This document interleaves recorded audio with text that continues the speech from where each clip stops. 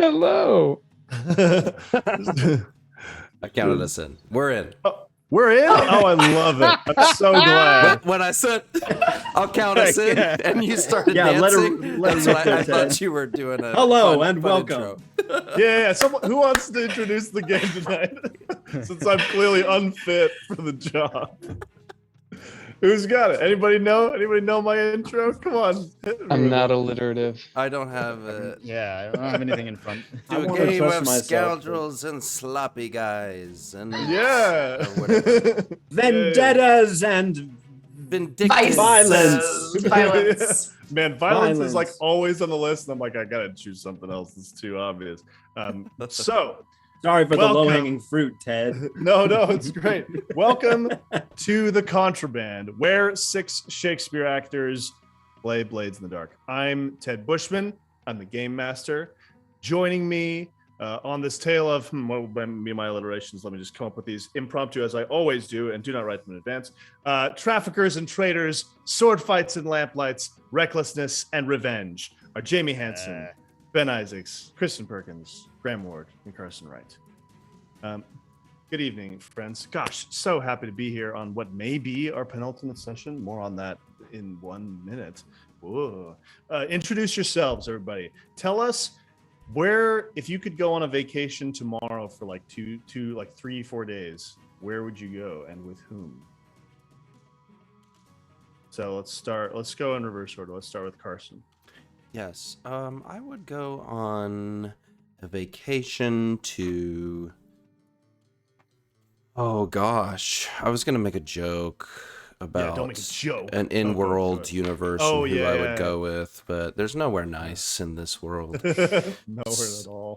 No, I'd probably, honestly, any chance I could get, if I just wanted to slip home for a little bit and soak up those Arizona sun rays, I bet would it's definitely. So nice right now. Oh, it's beautiful right now. It is lovely. Although it is becoming quite springy here as well. Yeah, it's pretty. All right. Yeah. Thank you, Carson. Graham Ward. Hope you both enjoyed that. Hi, I'm Graham Ward. He, him. What's a vacation? I would. I think I love London. London's my favorite city. I'll go there every chance I get. That is exactly where I would go. No question. That's cool. What's the appeal of London for you? Like, what is like the diversity of both like culture, food, sites of interest. I love the history. I don't know. It's just London is has so much of everything that it. I've been 5 times and I feel like I've barely scratched the surface. Yeah. I love that. That's great. Kristin Perkins. Kristin Perkins. Hi, my name is Kristin Perkins. I use she, her pronouns. And I would love to take this group to London, right? Like you also said who we'd want to go with. And we have talked about getting together in person for a really long time. Let's do it in London. Let's do it. Right? Okay. We'll do it in London. Duskfall, sort of London-y. Maybe we could throw Berlin in there too, like a Berlin-London. Okay. Let's Prague for Kate. Yes. So. Amazing. Yeah, I love it. Ben Isaacs. Oh, hello. Yes, my name is Ben Isaacs. I like he, they pronouns. If I was to go on a trip, I'm going to go on a trip in 2 days. I'm going to go to Missouri to go canoeing with some of my oldest friends. That's so awesome. We're going to, get primitive in the woods, going to go backpacking. I'm driving there with my girlfriend, and it's going to be a really, really cool time running around in the woods with the bugs and in the hollers of Missouri. Yeah, love it. That's great.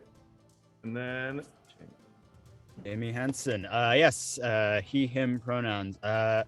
The place that I have had in mind for a while is I really, really would like to do a trip to Machu Picchu and hike the Inca Trail. Whoa. And I've had a plan for a while of 2 of my best friends from Hong Kong who I've known since I was 6 months old. But one lives in Dubai now, so we don't see each other at all. Like that's the plan, to try to get the old friends to try to arrange some sort of trip there. But that is very much in daydreaming planning phases. So That's awesome. But still, Machu Picchu's definitely on my list. Yeah. I'd love to visit it. I've never like any South America. I haven't. Yeah, I've only been able to. Well, I'm blurry. Sorry.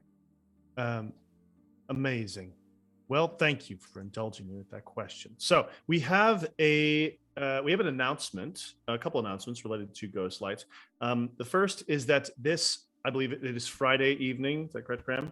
Yeah. This Friday evening, we will be visited by 4 spirits, not of Christmas, not of the past, present, and future, but by the spirits of 4 pizza-loving herpetological beings. Cowabunga, y'all. The Teenage Mutant Ninja Turtles are coming to Ghostlight. Ted, you're such a dork. Don't let Ted talk about this anymore. Yeah. Ninja Turtles tabletop role-playing game starting this Friday. Be there or be bored on a Friday. Go up, hang out with the group. Get some pizza. Get acquainted with the characters that you know and love being embodied by actors and the likes that will put a presentation for you on your Friday night. So show up, throw a coin in the cap for them TMNT buddies, and be there. It's going to be awesome. It's actually 2 nights in a row. So they're doing a 2-shot, 2-day event, Friday and Saturday this weekend at 7:30 p.m. each time. So yeah, it's gonna be really cool. Teenage Mutant Ninja Turtles in D&D. Who's in it? Who's running it? In it, you will see Kelsey Botwinick Haruza, Ryan Haruza as the DM. You're gonna see Juice. You're gonna see Jake and Dan and Justin Barron. I don't know everyone in the group, but they all seem like real cool people. I know most of them.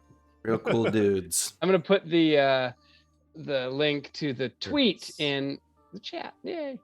Yeah, Awesome. Yeah, I have I would talk more about it, but I've officially been barred from any more public communication about That's this right. particular upcoming stream. So moving on. Our show is brought to you by Ghostlight RPGs. We've been running Ghostlight RPGs for multiple years now. Is it 2 years? Like, when is our anniversary? I don't even know. I'm not totally sure, but I think it's been around 2 years. Yeah. Yeah. Amazing. It's been going on for so long, and we've done so much amazing stuff. It's been wonderful to be able to join into such a cool community with us in the Contraband. If you enjoy our show, please follow us, subscribe, take a look at our Patreon, whatever. Like, it's cool. We love having you here. So our season is reaching an end, perhaps. We will not be having a show next Monday or the following Monday. So the plan is, we are figuring out exactly what date, but the current plan that we were planning on is May 24th for what will likely be our final session. We're still figuring out some schedule stuff because a lot of people are doing cool things. So we will see exactly what happens, but we will keep you updated on the Twitter. And if you're on the Ghostlight Discord, we'd love to have you there, and we can, be welcome to chat more about that there. So it's been so much fun to be on this journey with all of you. So let's not have any more ado, and let's do it. So, a content warning before we begin. The Contraband is a crime drama set in a dark and unpleasant city. Episodes will almost certainly contain strong language, brutal violence, and sex. They may also occasionally include human trafficking and danger to children, though we will avoid violence towards children being portrayed in scene. Be advised. So, open the door between the walls, follow the wet footsteps, and descend with us into the Contraband.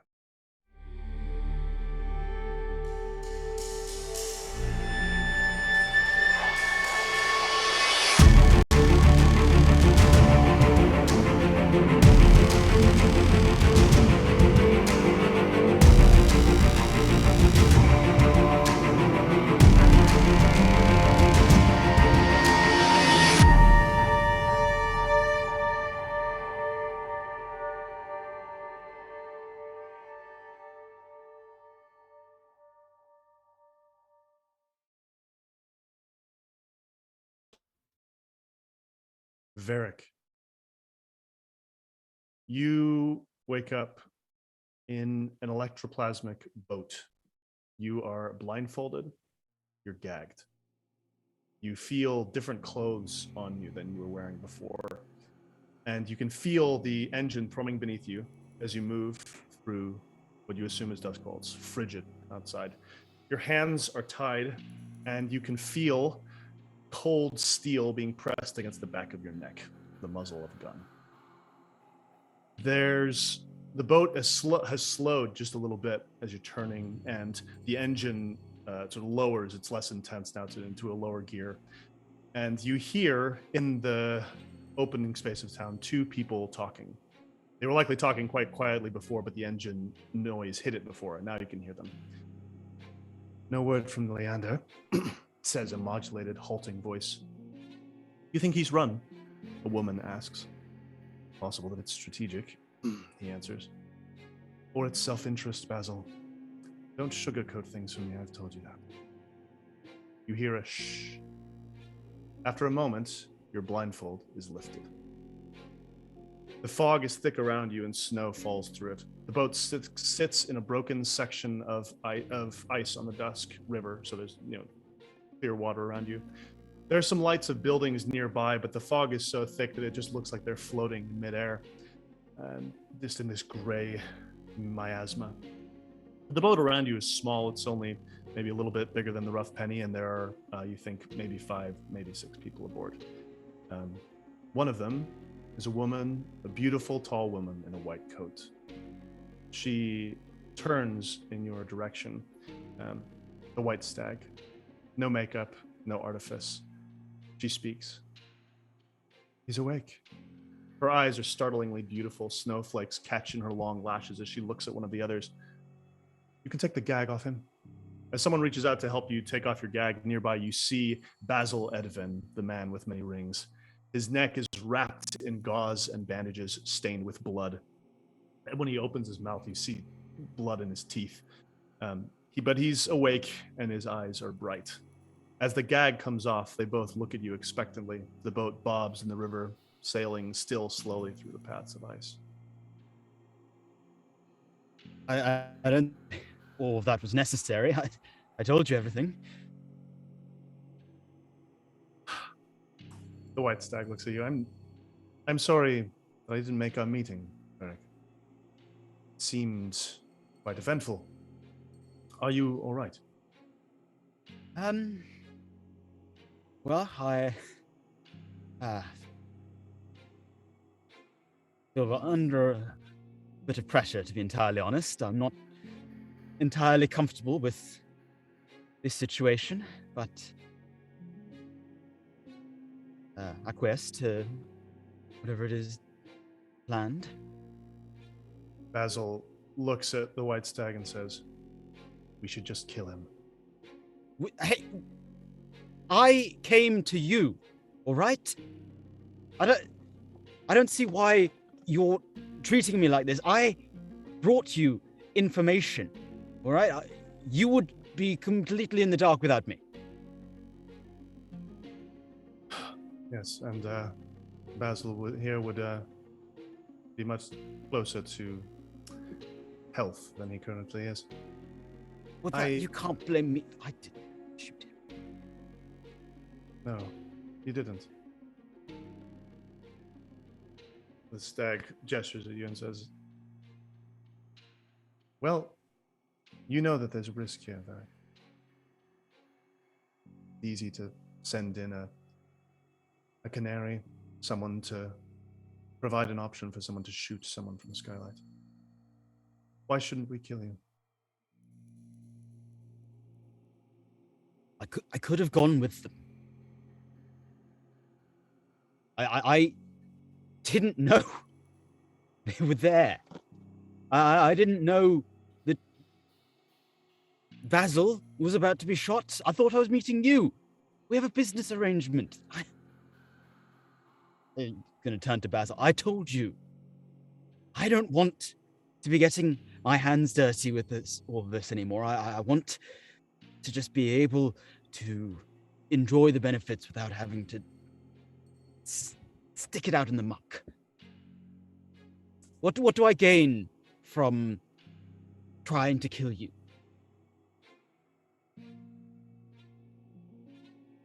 Oh, nothing. Yeah, go ahead and do you have a roll for them to try and convince the white stack? I guess that's I would say sway, because I wasn't trying to. Yeah. Yeah, sure. 5. Okay, great. Yeah. The stag nods and says, Varric, I want to give you a chance. I think you are uniquely suited for the kind of work that we do. And if you can prove yourself loyal, I think we can offer you the future that you so truly deserve. I need you to come with us. She stands up. The boat rocks a little bit. They stop and slow in front of a little stone quay and a canal. And the man behind you with the gun to you lifts you up. And she says, will you come? Sure. Yes. Why not? Sounds really. Can I see? Like, my hands are bound. Yeah. What can I see? What outfit I'm wearing? Like, what clothes I'm in now? Yeah, you're wearing a dark suit like the collective wear. Some maybe a uniform of theirs. Yeah, none of your clothes or possessions are on you. They walk you off of the canal and into a very familiar place, Aldo's workshop. The place is trashed. All of Aldo's gear, except that he took to Bardia's place, has been destroyed. There are people here with sledgehammers and bats. You notice that there's a gap in the ice where people have been dropping sensitive equipment to let it freeze and be destroyed in the water. And there's a light. You hear some shouting upstairs, some women talking, and someone saying, "Be quiet, be quiet." And there are two figures at the bottom of the stairs who are hooded. Women. Well, what are we doing here? This isn't. These are collaborators. Your crew, if what you're telling us is true, has betrayed you, and you have no reason to maintain any loyalty to them. And if that's true, you will help us. She pulls a pistol out of her coat. I'm already helping you. This workshop was used to manufacture edge for you. What? We've taken everything we've needed. And you hear a Severosi voice from one of the hooded figures saying, "Who is that? Who is there?" And she holds the pistol out towards you. The gun, the man with the gun is still behind you. He presses it into your back.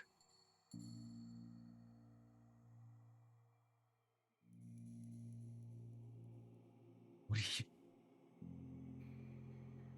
Not This person is a collaborator. This person, both of these people, they saw what we were doing. The others upstairs, they don't know what's going on. They're fine. But these two. I assume that I do recognize. You could make a study roll to see if you identify the voice. I will try.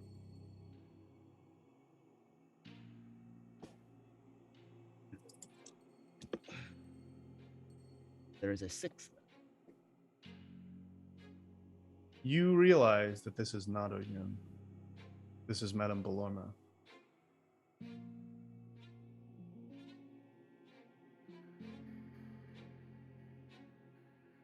Do I recognize anything about the other person? Any? You don't know their name. You do recognize that this is one of Madame Belorma's sort of assistants, so one of the girls who works there, but no one who you know very well. These aren't collaborators with the crew. This is They work here. They're not. They have nothing to do with what we're working on. Then why do you care? You haven't killed before? Do you work?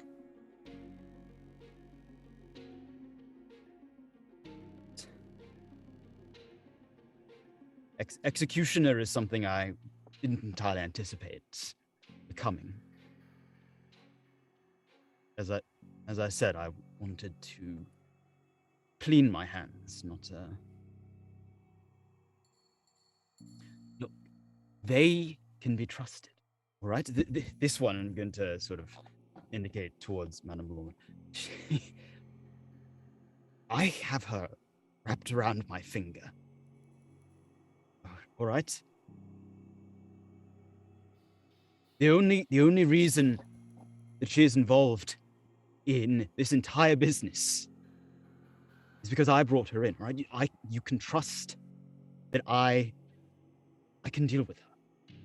Basil, who's maybe 15 feet away, is in sort of a further part of the lab, takes a few halting steps, holds his hand up to his neck, pulls out a pistol, and shoots the other girl in the head. The blast sends a spray of blood against the steps, and she collapses with a scream onto the stones. He says, "No more words out of him. He either does it or he's dead." Okay, all right. Just.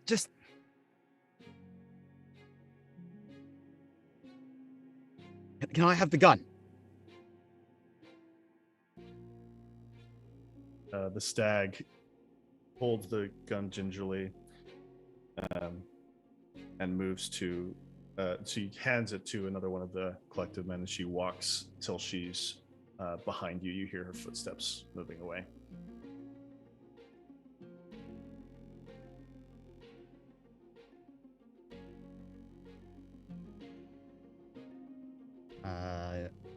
I'm going to take the gun.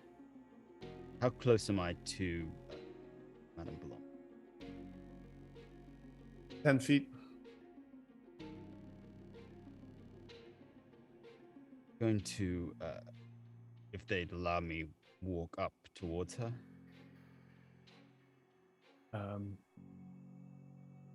Yeah, if you walk more than 2 paces, they'll probably sort of step towards you. Just, I need to say something first.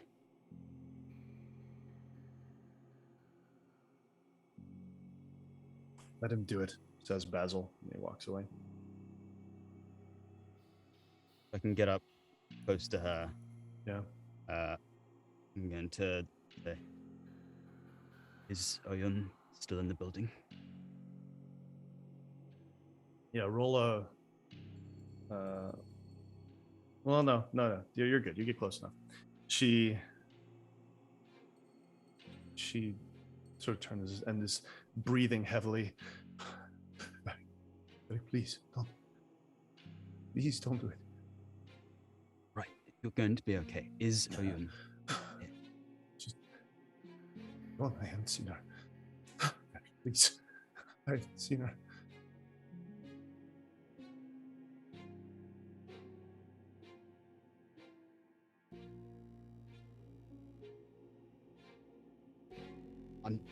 I'm sorry.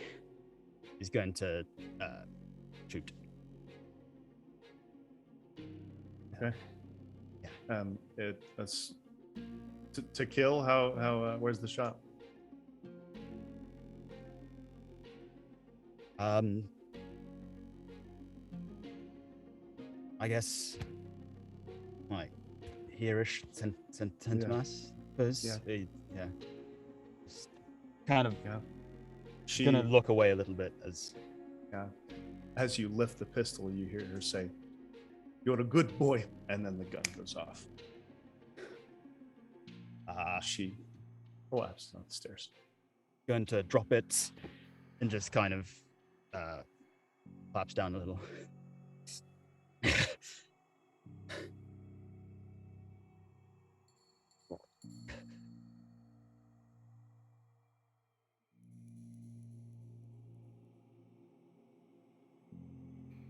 The white stag approaches you, takes the pistol.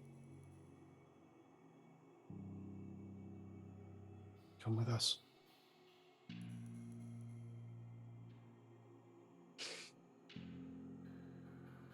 What are you going to do here?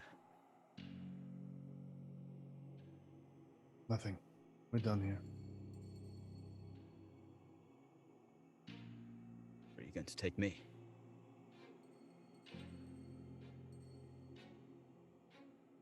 We'll explain more.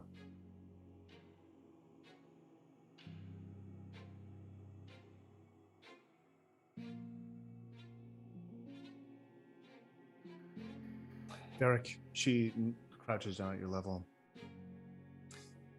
We bring people into our operation for their skills, for their abilities. But bringing people into the inner operation, where you are now, there are two things that we look for.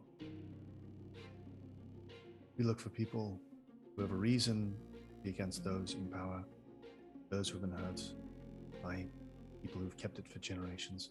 And we look for those who are loyal. You've proven your loyalty today.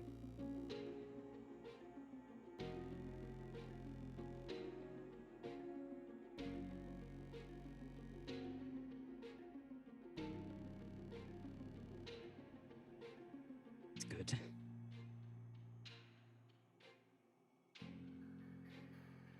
Just gonna stand up again.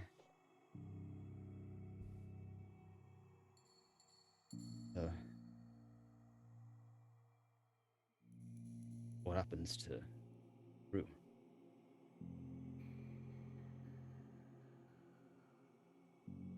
You're going to help us end this.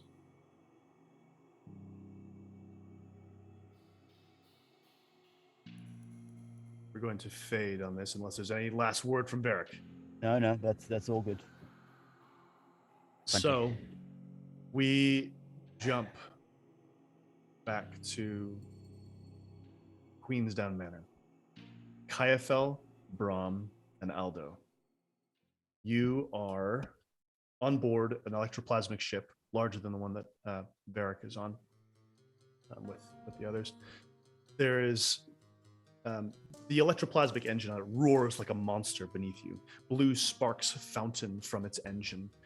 The water froths and you shake on your footing as the boat in the canal beneath Queensdown carries you, Casimir, and 3 collective agents roaring forward towards the exit. Moments ago, you leapt down through a ladder above. Aldo is standing there with his silver dueling sword out. Bram just shot down at the deck. Behind you, struggling to keep up, there's a boat with two inspectors on it. Silas Ward just leapt across the gap and is now on deck with you. Casimir is a tall, pale man. His suit and shoes are perfect. A single strand of his hair has fallen out of place. This is the most disheveled you have ever seen him. A long sword is in one of his hands, and a pistol is in the other. His eyes stray towards another noise. You hear behind you there is a third boat, speeding to catch up. Shiloh, another collective agent, is piloting it, and another one stands by on board with a carbine pointed in your direction. There are 2 figures sitting in the boat, hooded in black and tied. Hundreds of feet distance is the opening out into the night, the possibility of escape for the collective. I'm starting a 6-part clock called Open Water. You hear an enormous churning metal noise from the generators. Something is happening in the canal that you don't tell what. More hostages, says Silas. So, you're fighting already. There's no moment of standoff. You're already on deck. You're in the middle of it. Aldo, you're there with your dueling sword. Bram, Kayafel, what are you all doing? Like, just before we take any action, just describe to me what your interactions and your fighting styles look like. Not roles yet, but what does this look like cinematically? Bram is like as close as he can be to people. He's using elbows and feet to kind of like get into the fray, try to knock people off the boat. I think at the moment, what he's about to do, seeing the gun in our direction, is to try and tear, if I can, like a piece of plating off of the boat and use that, even if it's like wood or something, but use Yeah. that to kind of shield ourselves a little bit from that direction. Yeah, absolutely. Great. Cool. We'll get to that action in just a minute. Aldo and Kayafel, what are you up to? I think Kayafel, where Bram is like in close and personal all the time, Kayafel often is like a slightly more at a distance, looking for openings where she can use her really fast reflexes to strike like a cobra, perhaps. And she has the kind of manic, gritted teeth that the other characters have associated with her herself as Kayafel, as this kind of vicious hurt girl. And she's on the ground, kind of assessing, close to the ground, crouched, ready to strike when she sees an opening. Yeah, amazing. And Aldo? Aldo's here with the sword brandish and a dagger in the other hand, and kind of sizing up where the enemies are coming at him, but also trying to look about for other opportunities for leverage. So this is a boat. We're on a deck. What else can I see around here? Totally. Boat's around 17 feet long, maybe 8-9 feet wide. There's a deck here. There's also a lower area near the back where there's someone piloting one of the collectives. So like basically you're in between. This is the boat. We've got Casimir and the others. You're here on the fore of the ship, and they're sort of fighting to keep the pilot protected. There's also there's sort of like a mound of tech beneath you, maybe an engine, maybe a storage area, and yeah, it's okay. So they're basically between us and the door into probably the pilot and whatever else. And how far off are these Shiloh's boat, and then Shiloh's boat is probably 15 feet distance from you on the other side of the canal. Good. But they're moving. They're trying to sort of hurry forward, and the inspectors are maybe 20 feet behind you. Okay. Yeah. So let's so first, so all this fighting is happening. Everyone's getting close. There's a couple collective agents you see. There's a Severosi man with pale blue eyes and a beard. There's an ugly bald Akarosi man with a tattoo across his face using two short swords. These guys are up in close with Bram, trying to, he's getting so close that it's hard for them to use the swords effectively. And you're just fist fighting, Bram? Do you have a weapon? I had my volley gun, but it having been discharged, I think I tossed it, and I haven't drawn my next weapon yet. Okay, great. Yeah, so you're just in the fight, doing the Mudfire Crown style. Yeah, absolutely. Yeah, moving in. This guy with the knives, like you keep moving him out of the way.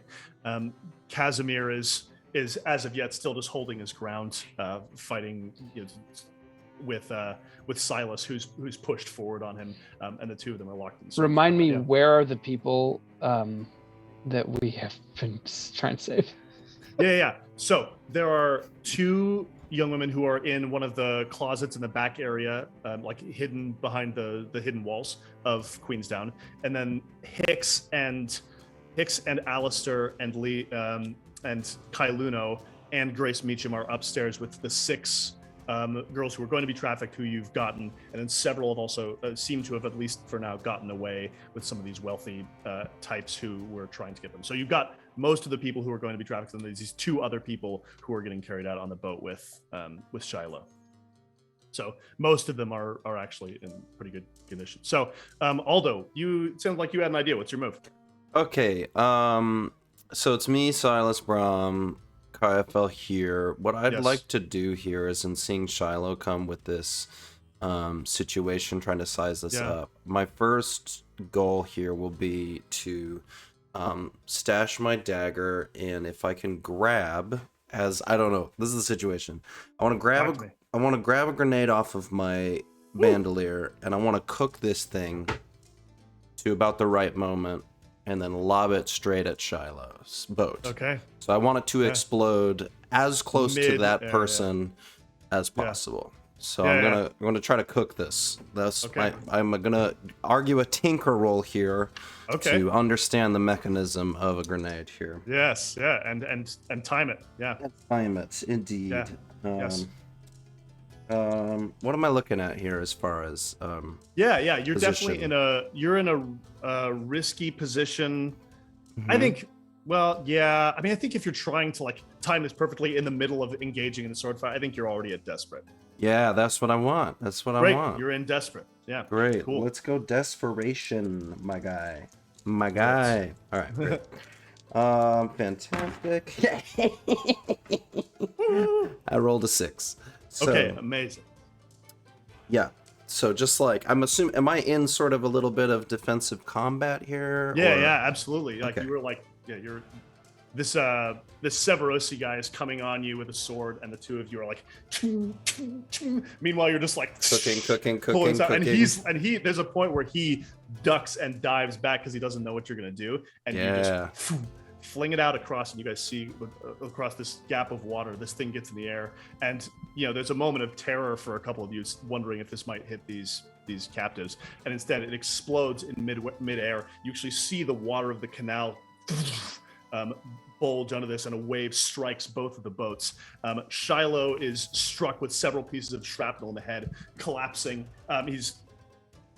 He collapses completely for a moment, and the boat first goes right, strikes the wall and it's like sparks as it rushes against the stone, and then it comes back towards your boat and hits it. Before it does, Silas turns, and he's been sort of fighting with Casimir, turns and sees what's happening, and he leaps onto the boat and starts dueling with the other with the guy who had the carbine, who takes a shot. You don't see where it goes, but Silas is there sort of fighting with him, and Shiloh's slowly getting up, but looks, I'm So sorry. Casimir's available. Yeah. Casimir's available. Yeah, ready to dance. May I cut in? Absolutely. Please. Go for it. Please. Okay. Bram charges forward, like surging through maybe some of the crowd, Yes. kind of like elbowing a face out of his way. Yeah. And I'll shout at Casimir, give this up, Casimir. You're not going to leave this place. Both of us die today. And then I'll pull out my weapon of choice, which in this case is, I've got a blade or two. So let me pull a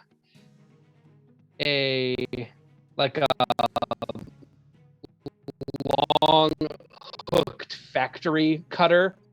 Like I'm picturing like the blade of a paper cutter. Yes. That he's kind of repurposed with like a brass fitting around the hand. And I'll come in and start swashbuckling. Amazing. I'll abandon the idea of defense once I see the grenade go off. Right. Having torn the ship. So Yes, I'll absolutely. skirmish with him. Yeah, you're going to be in skirmish. This is going to be risky. You have slightly reduced effect because of the wound that you took earlier. This deep muscle wound, yeah. Sacrifice my position Use to make up. Yes. All right. Desperately, I lunge toward his throat. Yes. That is a 5. Amazing. Yeah. So you and Bram and Casimir fight in the middle of this boat, just like stepping back and forth across, this huge, like weird blade on Casimir's like finely made sword. And he's really on the defensive for a lot of it. Yeah, I'm Liam Neeson to his Tim Roth. Yeah, it's just so vicious. But there are points where there's a point where Casimir gets like stamps down on your foot, getting a little bit of footing for himself, and presses you back off balance. And it's just this evenly. Yeah, his blade comes toward me, and I grab it with my hand. Ooh, yes. Oh, amazing. Yes. And he brings it down and slices through. We won't give you any harm there. But so with that 5, we're gonna put. I'm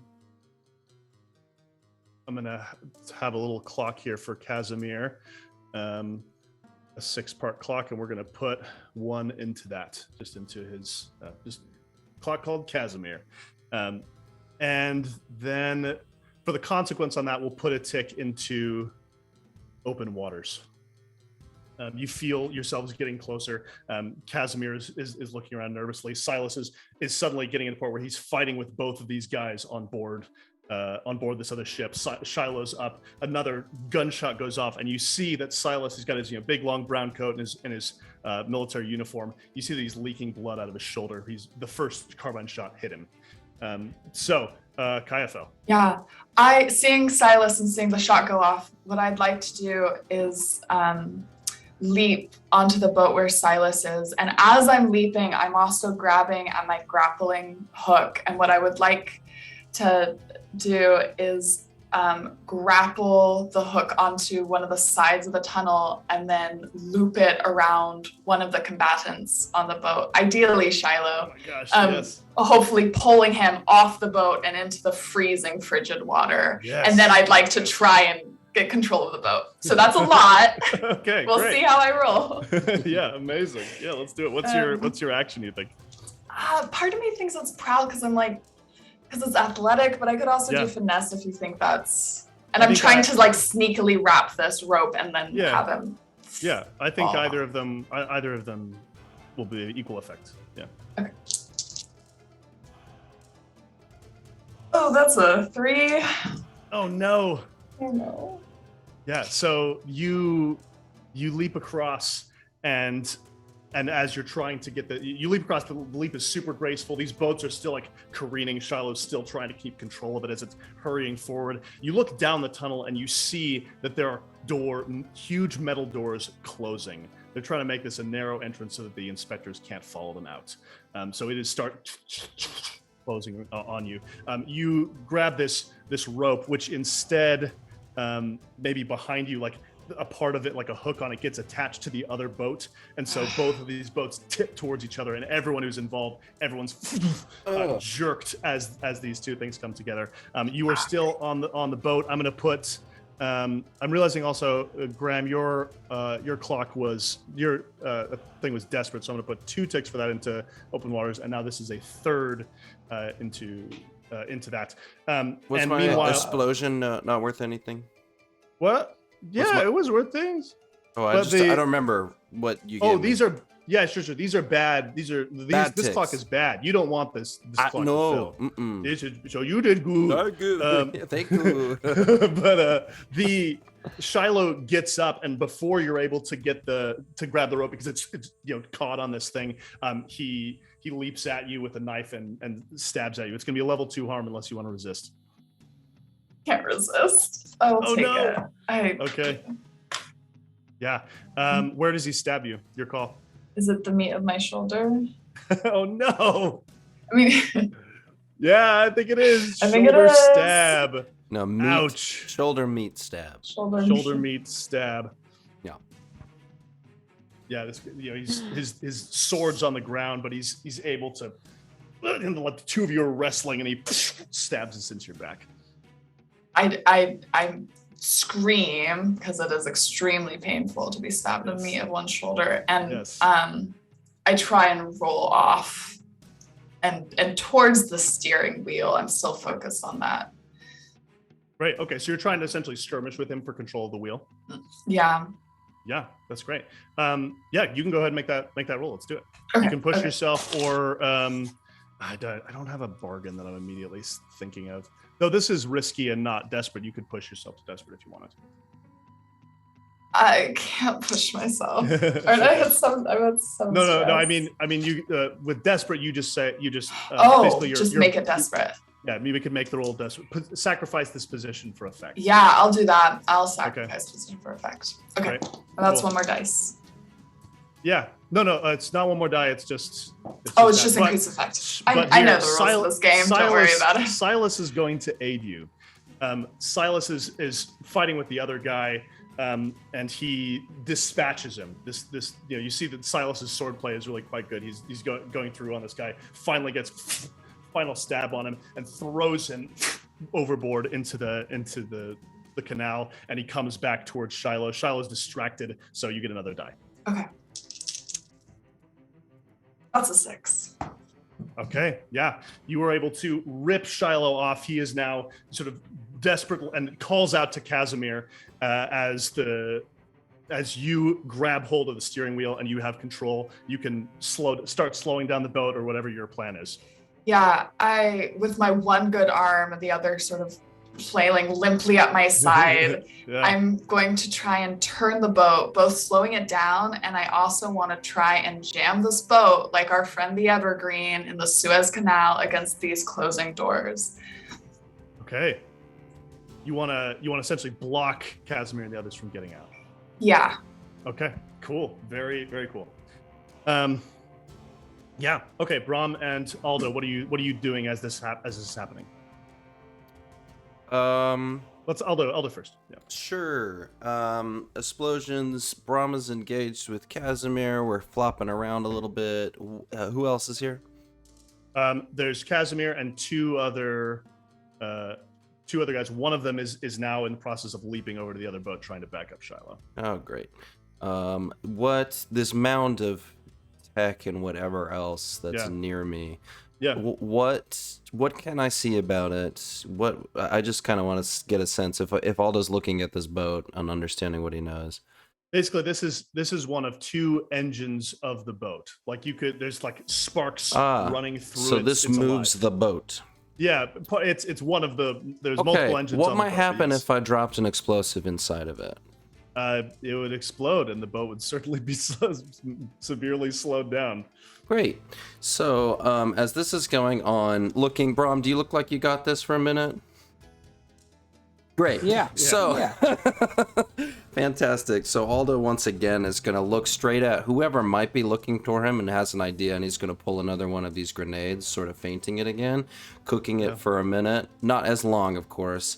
And he's going to yell out to Bram, to get behind something, or it might get noisy, something to that effect. I'll do with the big blade. I'll do a what do you call that? Punti reversi, and get around behind. Yes. And use Casimir as my shield. Yes, I want the impact, and in case anything goes flying, and hopefully this grenade is threatening enough to this guy, he won't come at me. But we'll see, and I'll lob it into deep into the hole if I can, and just kind of run backward. We'll see. Yeah. So what's your role here? Is it Tinker again? I think with all these people around, like a skirmish could also serve you well. Yeah. Just like trying to engage with this whole fight. Sure, I will skirm on this. That works. Yeah, let's do this. What am I at here? I'm looking to increase to desperate if I can. Sure. Yeah, you're at risky. Yeah, you can push to desperate. No question. Okay, great, fantastic. And I think that desperation will be like, instead of like running from this dude, I'm like actively advancing with this grenade at him. Yeah. Let's say whoever is coming to me. Yeah. This is good. It's a 4. Okay. Yeah. So you're cooking this grenade. You're trying to make it happen, and you throw it down just in time that this collective. Let's say. Okay, so Casimir, who's being used as a shield he's sort of punto reversid by Bram. He's behind him. Casimir sees the grenade, and as Aldo runs for it, you see Casimir's been timing it. Runs, grabs the grenade in one hand, and throws it. Like a interception. Yeah. I think it hits down there, and he grabs it and flings it out, where it then explodes. And Aldo, you and the other dude are both blown back by the explosion, and the fire starts a fire at the front of the boat. Aldo, you can resist some harm here. What level are we talking here? Yeah, a great question. Let's see. This would be a level 2 harm. Well, just take it. Just take it. Yeah, take the shrapnel. Yeah, great. amazing. Shrapnel. So is there like a success, like to this 4 roll? Yes. Like yes, there's some consequences here, but what do we right. got? Yeah, I'm hoping. What is the success? No, that's absolutely right. The boat slows down in order to try to stop this. The pilot who's in the back of the boat is trying to not get in this explosion. And I think once again, they get to the side, and these like bumper car boats are just hitting each other. Meanwhile, behind you, the inspectors who are still in their boat are now starting to fire on Casimir and the others. So there's bullets coming through here, and the door is starting to close fast enough that you think that it's getting close to too late. In fact, let's have a clock here, just called too late, and it will be. We'll put it at 3 out of 6. And where are we at on the clock that we like? This is the clock you like. Too late is the one you like because it means it's too late for them to get out. Oh, too late. That's the one I like. Yeah. Okay. Open waters is the one that you don't like because it means they're getting out. It's 4 out of 8. So they're both halfway through, but harder to get out than it is for. It's now at a point where they're closer to being locked in than getting out. And Casimir is just Casimir's life. Casimir's life. Yeah, it's his Double points. checking. Yeah, absolutely. So at this point, I'd like to push the offensive on Casimir and get like really aggressive and kind of wild. I'm using footwork to push him backward while compromising myself with my swings. So I'm doing these like big lateral arcs across the kind of the level of his neck, hoping for a lucky strike.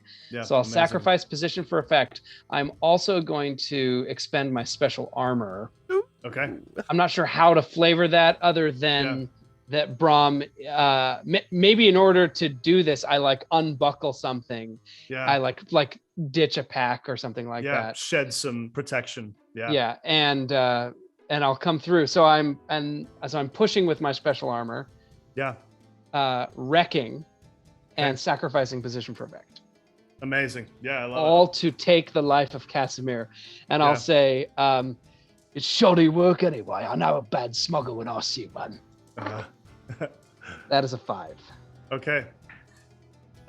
You come forward. I'm going to put 2 more ticks into Casimir, and you're coming at him. He's trying to block all these moves, but you're getting closer and closer to the point where he holds out one of his hands, and you slice off 3 of Casimir's fingers. They come right off of him, and in that instant, Casimir looks down at it, and you see his hand is smoking. The blood starts smoking, and he reaches forward and slashes at your face, not with his blade, but with his hand. And you feel yourself. You can resist this if you want. But yes, I'm gonna expend armor. Okay, amazing. Yeah, so maybe he burns off the last scraps, and Bram is now like bare-chested under his coat. Yes, absolutely. You feel your clothes starting to burn and hiss as this acidic blood is. As the hand, like before the hand becomes malevolent, and I get the fingers off. I say, "Gonna have a hard time clutching a purse," and then shite. Absolutely. That's great. Casimir doesn't dignify that with a response. The girl, what are you up to? Yeah, so I'm picturing the steering wheel like a pirate steering wheel. That might not be accurate. Let's picture it like that. What I'd like to do is having like turned it to try and jam this boat in the canal, ideally on the furthest side in front of the tunnel, so all boats are jammed. I'd like to stick a knife in between the spokes of the wheel to keep it like as far to the left as possible. And then I'd like to run to the figures at the back of the boat who I think are tied up. Can you describe them more for me? Yeah. These there are two individuals here. They seem pretty limp and look like they may be drugged. They look to be younger people, young women, and they're covered in black shrouds. How young? They're probably in their early 20s. Okay. Not kids. No kids. I mean, just wondering, because what I'd like to maybe do is have some of that edge on me and wake them up and untie them in the middle of this fight as there's like screaming and bullets. I inject both of them with some edge and get to work untying their wrists. Aldo sheds a tear. So I think you're able to start untying this, and this is not just me being a jerk to be a jerk, as Casimir is sort of a legendary enemy. Some bad stuff's happening. He is going to make a signal and whistle.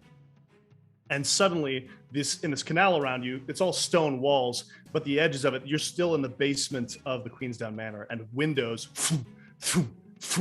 open up, and you see there are essentially guns inlaid into the walls, and they start firing. Like all these, essentially an automated process that he's signaled, and they start ripping through people, and you see, and you're still crouching over these people, but they're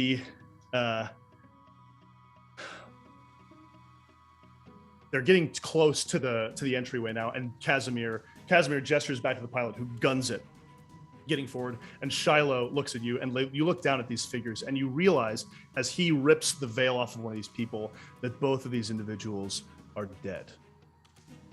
Oh. They're decoys. And not Shiloh, sorry. These are people intended to distract you as they're trying to escape. Silas realizes this, grabs you, and throws and says, "You need to get back on that boat," and tries to throw you back onto the other boat. Do you do it? Do you let him throw you back? Yeah, I'll as he throws me, I'll take one step as I'm getting thrown back to help propel myself as well. Come back. And Silas guns the engine on this thing to try and get it in front of the other ship, but you realize that he's not going to be fast enough to slow himself in time. Silas, no. So, what's everybody doing? You're on the boat. What's happening? Great. Little shaken, little shrapneled, but feeling great. Where's Casimir? Casimir is still fighting with Bram with his other hand, his right hand. The other hand is smoking, and he's actually like blood is pouring out of his fingers, and he's essentially spraying it around on the deck where it's corroding and hissing and creating steam. That is gross. Can I shoot him, please? Yeah, you can shoot him. Great. Absolutely. Fantastic. I will again go back to my dagger and draw it with a little flourish, and then aim it and take a pop with one of my little barrels. Is this agreeable Absolutely. to you? It's agreeable. Make the roll. Yeah. All right, I'm gonna finesse this as I try to aim it, and I actually kind of want to be running into this situation if I can. Right. So I'm gonna run at him and take this shot. And again, yucky. Oh no. It's a 4 though. Okay. Yeah. 1, 3, and 4. It's going well. Yeah. So the boat is still slowing. Casimir sees you aiming and is able to duck out of the way as the bullet flies past him. But you see that it's getting so close, and the boat's in front that Casimir and the others have to stop, otherwise the boat's going to crash. And so they're slowing down now.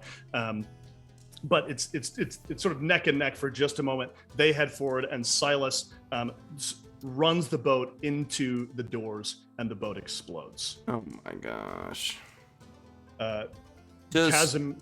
Sorry. So on a 4, a partial success. What is my success here? Yeah, your success is that Casimir did not make it out. That these guys are now trapped in. Because of what I shot? Yeah. Because you're shooting. Yeah, sorry. No, it's okay. I don't quite. Broader. Yeah, it feels like it's not connected at all to what I did. But okay, well, we could rewind that if you want. We can. No, I can make something. It's fine if that's. I don't know. Yeah. It works for me if that's what's gonna happen. Aldo wants blood. Well, it's fine. I mean, there's a consequence here. I rolled a 4, definitely, but I just don't. You're right. No, feel you're like right. there's You're a right. success related to my action. You're right. Let me reframe this. So let me rewind this horrible vision of the future that you just saw. I'm like, what the? Yeah, you're like, whoa, my gosh, freaky stuff. You guys are still, heading down the canal together. Casimir looks over his shoulder and doesn't see the pistol, the bullet fast enough. It strikes him in the cheek and goes through his left cheek, and blood just spills out of his mouth as his face is just deformed by this gunshot. He's gonna, he then leaps towards you and stabs at Aldo in the gut. Okay, great. Yes. You can resist it if you want. I will. Oh shoot! I really shouldn't, and I'm going to burn some armor. Okay. Yeah. Does so that Silas do it? is still. Yeah. You're good. You avoid. I don't the use harm armor entirely. much, so. Okay. Yeah. In this case, it does. Yeah. It's fine armor, Aldo thinks. This collective the blade armor. goes off you, and now you get the sense that Casimir is starting to be surrounded. All of you are coming close. We're at 5 of 6 of the Casimir clock, and the too late clock has closed. I'd love to, as Casimir goes for the thrust toward Aldo, capitalize that and do a two-handed machine blade hack at the back of his neck. Oh my gosh. I am going to do if I expend my stress, do I get the roll? If I'm like stressed out. Oh, yes. Can I assist? Yeah, you and can get assist. you You can take one instead? stress All right, to give him. great. Sounds I'm good. gonna grab him by the face. I'm I'm gonna stick my fingers into the hole I made. Oh my gosh. And I'll wreck the back of his neck with my blade. That is a 6. Oh my gosh. Okay, Aldo and Bram, how do you want to do this? I think I put the fingers in, and then I say, this is going to fucking hurt. As I see this man, like, essentially, I'm assuming you're doing, like, Happy Gilmore style slap shot running up to it. Yeah. The blade cuts into the back of his neck, strikes the bone, doesn't make it all the way through. Bram kind of like frustratedly tears the blade out, and as he tears the blade out, the rest of the neck kind of flops down. Ooh. And his blood sizzles and steams on the deck of the ship. Yeah. And me a little bit. The boat slows. Both of the boats slow as you finally reach the end. Both of them sort of strike each other and rock. Silas has not exploded, but steps slowly out of the ship, and you see that he's not only got the shoulder wound, but another one in his side, and is bleeding pretty heavily. But he's still up. The other members of the collective, including the pilot, is already getting arrested by inspectors. The other two are dead on the deck, shot by the other two inspectors. But you've won the day. This is over. So this score is finishing. I want to jump upstairs really quick to a scene that's happening, which is Hix, you overhear Kai Luno talking to the other members of the inspectors, Grace Meacham. You're in the back. Currently the dark is still reigning in the main hall of the Feast of Impenetrable Darkness, but you guys have gone back behind the walls with the people who you've rescued. And Kai says, he comes up to you and says, "Look, I need your help. They won't listen to me. They want all the hostages. I'm telling them they need to be separated. Some of them need to come with us. They're trying to take hold in the same place." Why do you think that, Kai Luno? Look, if you get enough money to pay cops, right? You think all of these people are going to be safe in custody? You think every single one of them will be all right? We've got to split them up, make sure they're going to be all right. This Basil will do. He's got plans. He's got contingencies for this. We just need to separate them, and we need to have some weeks so we can know what we need. So where are they going to stay, Kai Luno? At your house? Look, maybe on the Orca's Tooth. I just think, just so we can. These inspectors, they're going to keep this information, but we're the ones at risk.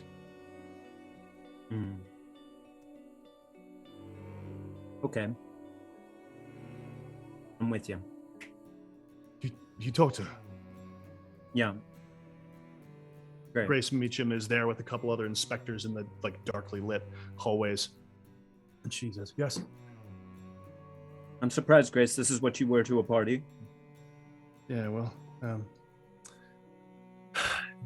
have a lot of formal wear. You should buy yourself something nice. Grace, listen. I think that we should take some of these people with us. I think some of them should come with us. You should separate them. You just freed these people from custody. You want to keep them. Well, I want to protect them because, well, my associate and I feel that, I don't know, we need a little bit of leverage here because we're really vulnerable now. And so we're just going to hang on to these people and we will find out where they belong and we will help them get there. But what do you want to roll on that? Man, I don't fucking know. I don't know why Kai Luna wants me to take these people with him. I'm just like, I don't want them to come with me.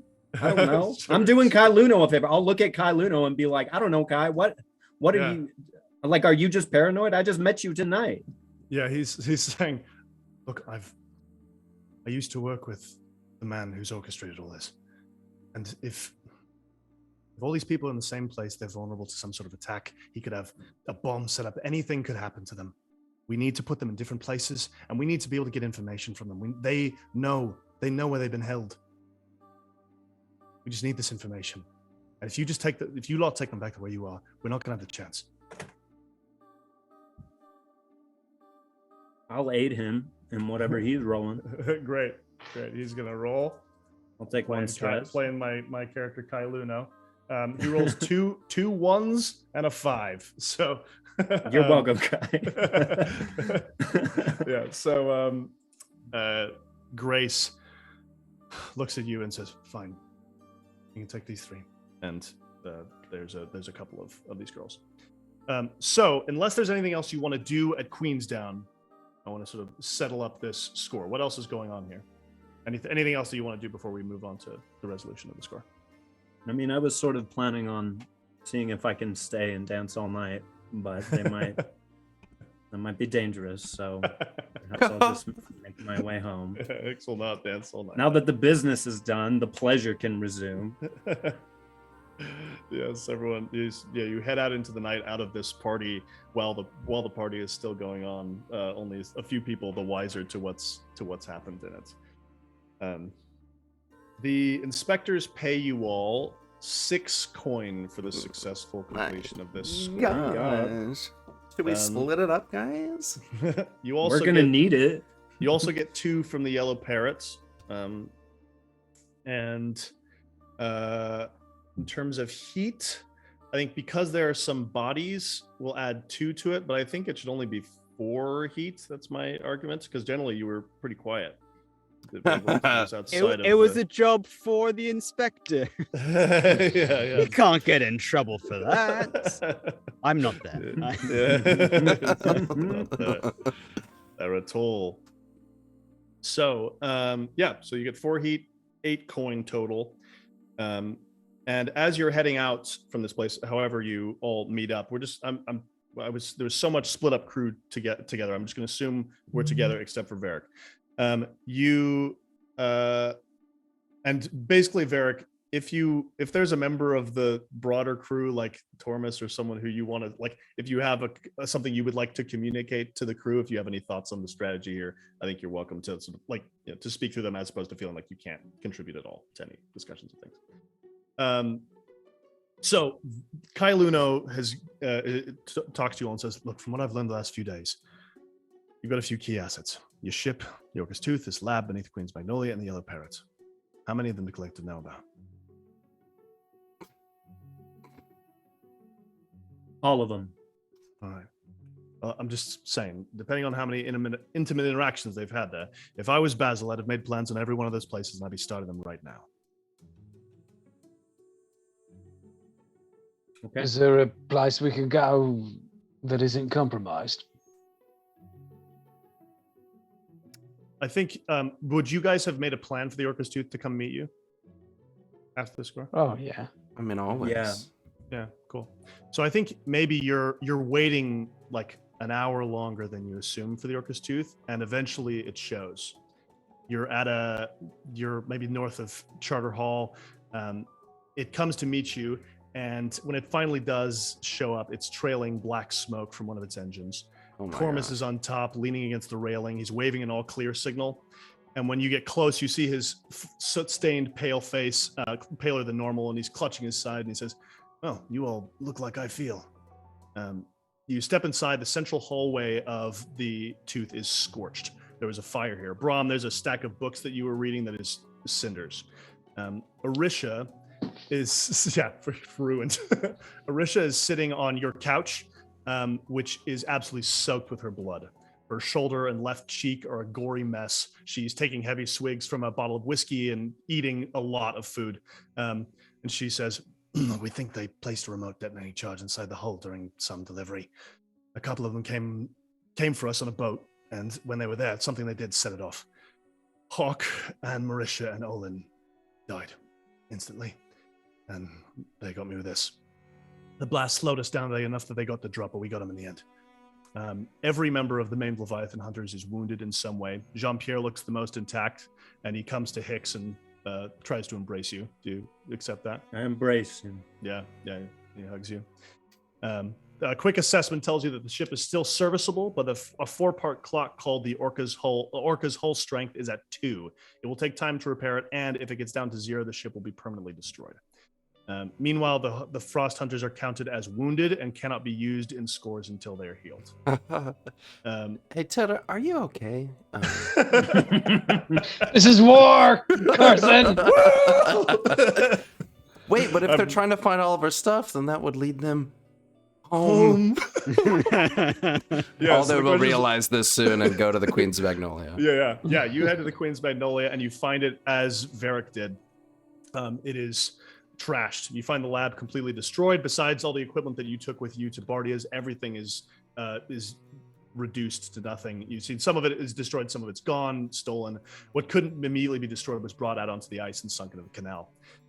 And there are 2 bodies face down on the stairs, and one of them is Madame Belorma. And the other is someone else I recognize. One of the from working there. One of the women from there. Okay, I'll take any little last bits of accoutrement or any personal anything that has been, and return it. I think I'm here just by myself. Sure. I have another thing to do, but I'll do it later. Yeah, unless anyone else wants to be, anyone else has any reactions to the. Yeah, if you want to come. Yeah.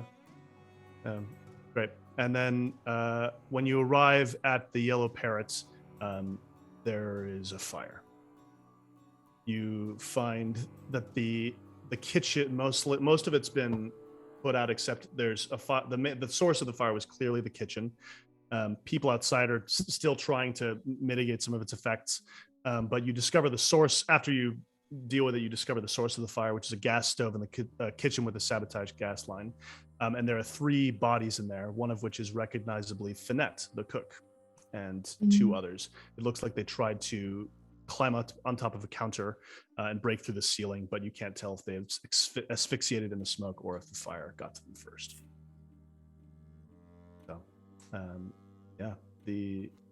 this is the state of things. How the fuck did they get the drop on us so thoroughly? I'm going to say to the group, we were at their party while they were fucking our shit up. How did they know about that? Why did they get started? What happened? Where's fucking Varric? That is a good point. Where is fucking Varric? They were in everywhere. Well, we've been fucking them raw, Aldo. That's what happens when you fuck raw. Is they get in there. So I hope everybody's fucking satisfied that we went with the collective. Now, it looks like war. So, we need to find out where Varric is, and somebody needs to shut him up. Oh, because by now we would have heard from Bram and the girl. Caught up? Yeah, I think that's the question. Who tells what happens? I mean, at this point, I'm just assuming that Varric just gave them the information. I mean, we don't have to play out that y'all gave me the details. Yeah, that's fine. I was just playing that ignorant. It's great. Point. I don't know where Varric is, but I know where he was an hour ago. The girl and I followed him to the Heron's Roost, where through a skylight I watched him inform on us to the man with many rings, Basil himself. So the fox is out of the hole, and seemingly that's how they got the drop on us. I don't know, I shot the bastard in the face. At least there's that. God. You could start with the good news. All right. Well, I got to go see some people because we got to get our shit locked up. I mean, our shit's scattered. We got to get something. I have some contacts I need to visit to make arrangements for what we're going to do so that we don't all die. We have to get the orca's tooth fixed so that if we all just need to go out to sea for a while, that's an option for us. So perhaps we can spend some of the inspector's coin on that. They really didn't pay us enough. They should try to get a bigger budget. We also need to find Varric, and we all need to be extremely careful. Right. What do you think, Hix? Do we approach Varric as though we don't know what's happened? Do we keep our enemy close? No, that's never been my style, but it might be the way to go now. You know, I'm actually just really sick of all the lies. I'd like to see if we can get him to sit down with us and we give him an ultimatum. And if he doesn't, I don't know. We need to talk. But I need to go see Robert Boone. Does anyone want to come with? Yeah, I think I'll come with you. Right. It's like the middle of the night by the time you're No, I'm not going to go see. I want to go see Robert Boone when the people are out front. Right. And as we go to split here, I'll just ask the girl, I could use your help with something. And What? But You want to fade out on it. Fade out. So, all right. We're gonna jump to our break is what we're gonna do. What? Yeah, we're taking a little bit of a moment here. So yeah, thank you all for being here for our first half of this session. We'll take a bio break and we'll come back in just a few minutes. Thank you all.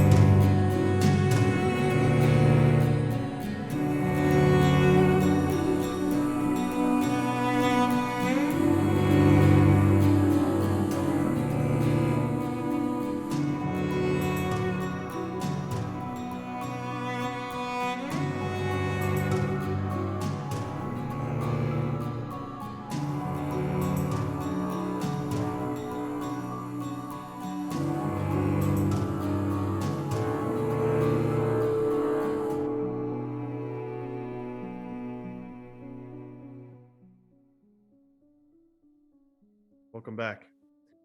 So we're gonna jump back into downtime. A lot of people are gonna have some actions, but first, I'm curious. Where there are three girls whose names are Lily Graham, Ness Mansford, and Marcia Delanado, who have been given into your custody by the inspectors. I think Silas might approach the girl before this handoff happens, and he's pretty wounded still. This is a little bit after, probably before you've headed out for everything to see all this horrible stuff, and says, "You think you got a safe place for them?" Nowhere in the city is a safe place for them, but think we have a place as good as any, perhaps. All right.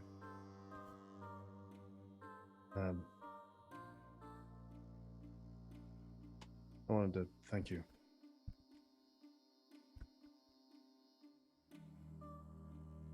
Everything that you all did.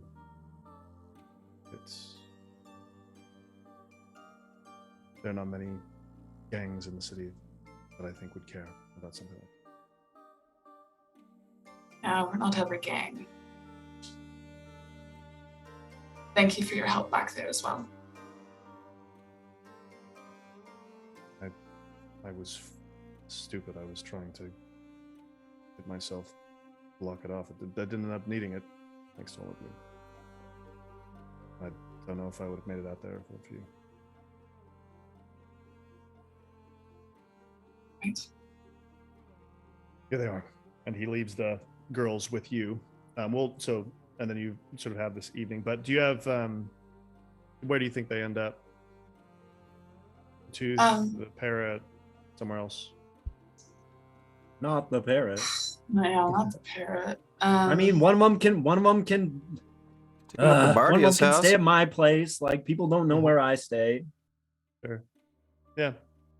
I don't know. Do you have a thought? If it was to you, Kayafel, what would you suggest?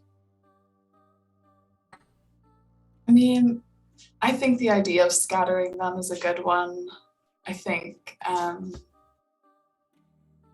maybe one to Hix, and Kayafel might bring one to one of her contacts in the city as well. I'm thinking maybe Valerie or... Yeah, probably Valerie is the safest bet. Sure. Yeah. Do you want to play that interaction? Sure. Yeah. You mean like approaching the girls?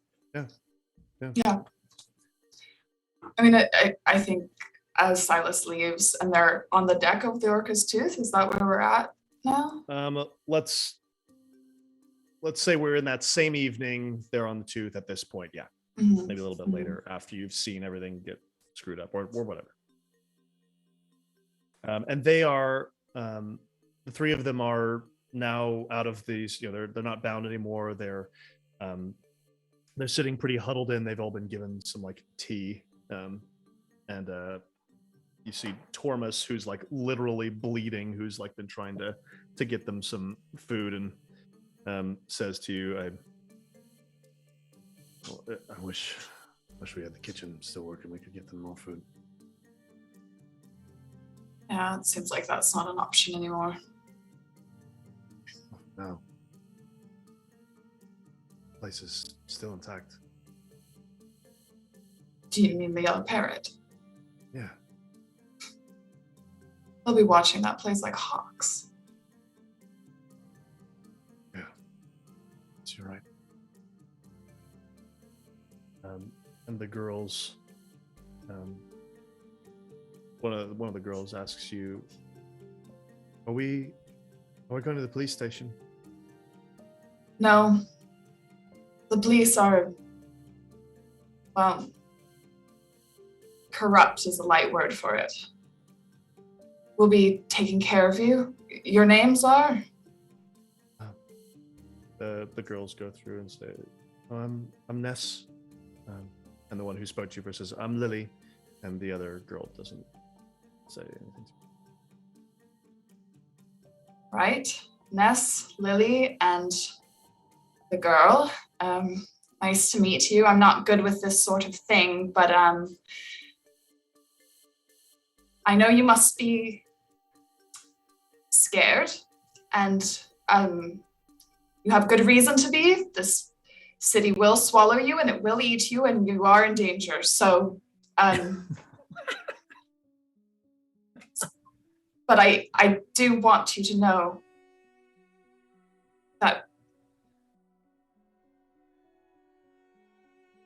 that some people in this city do care about the plight of people like you or of people like me.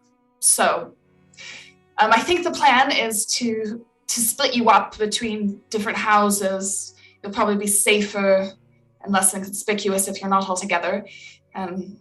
Hix has offered their apartment for one of you. He's the tall one. He's good at dancing. And, well, maybe Nell? Nell, is it? Ness. Ness, maybe you can go with Hix, and Lily, maybe you can stay here, and the girl, I can take you to a friend of mine. You'll be safe there. She looks at you and says, "Where's that man?" Which? The man with the nice shoes? The man with the nice rings? The man with the money?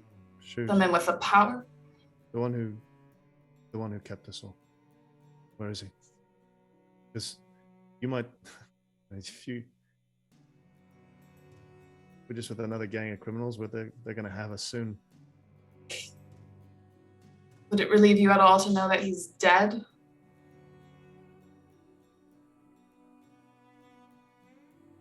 Not if I didn't kill him myself.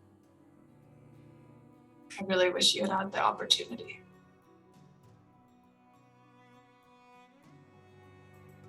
Are any of you good with weapons?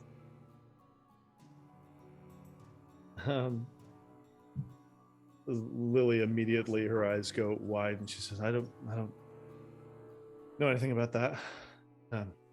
You're named after a flower. I wouldn't expect you to. Nell? Ness? I didn't choose to be named after a flower, but okay. The other Ness says, "I'm a good cook, so I can use a knife, I guess." What? Why?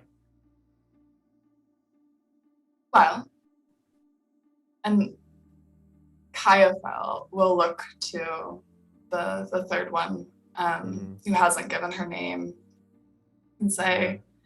I mean, if you'd like to enact some vengeance, I think we'd be more than willing to get some help. We're a bit out of our depths.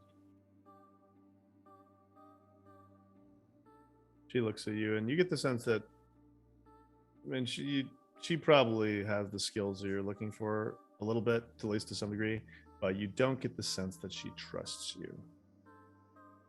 Yeah.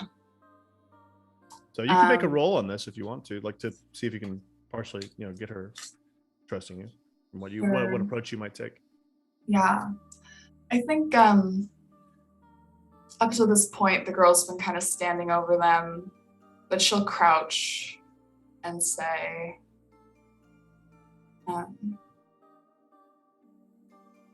look, I know we look like just another gang on the street. And most of them, maybe they are, but I've been where you are. Perhaps not exactly, but I've been a scared woman on these streets, and I know what that's like. And I also know the power that comes with wielding a knife and seeing blood blossom from the chests of your enemies. Trust me, it tastes sweet. And I would like to roll a sway. Amazing. Yeah, roll that. If it's against me, you already succeeded. Yeah, you choose to fail.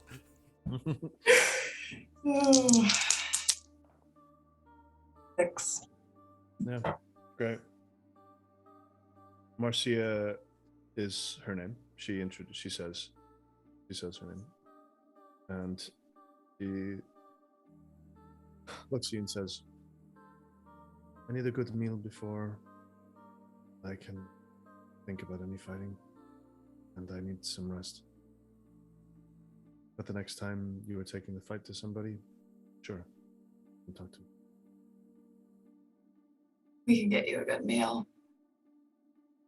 And with that, I'd like to split them up. I think, like I said, unless anyone else has any thoughts for where they might go, but yeah. Great. I'm with Ness, and I'm just like, okay, well, this is like in my studio apartment. And I'm just like, this is the you can sleep in the bed. I have somewhere else I can stay. there's a lot of, I like cabbage and kind of those small little oily fishies. You can kind of find those around. Just make yourself at home. Just kind of uncomfortable. She says, I like your painting. Oh, thank you. Yeah. Make yourself at home. I love it here. Yeah. And as you're leading her in and getting her settled, your big, tall, full-length mirror, your reflection goes.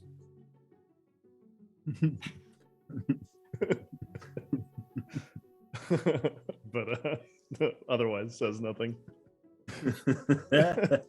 Great. Anything else, Kristin?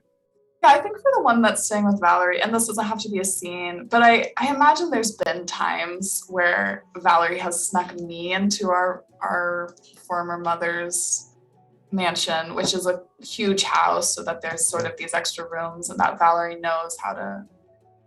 Maybe there's even a crawl space that we've used when I've needed a place to stay. And so I take her there and explain to Valerie the situation. Yeah. And she says, okay. Are you all right, Bella?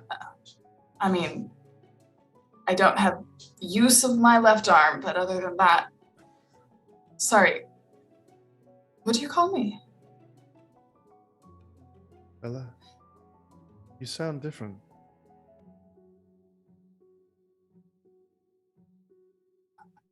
I know who Bella is. I am Bella. I knew she'd be safe here with you is the important thing. Okay. Yes, I'll keep. We've got the wing that Mother never goes in, so I'll keep her all right, and I'll give her some of my meals, and it'll be all right. I'll probably come again. Is there anything? Are you going to be okay? We need to get you out of the city somehow. Is that possible on what? Mother's boat? I don't know.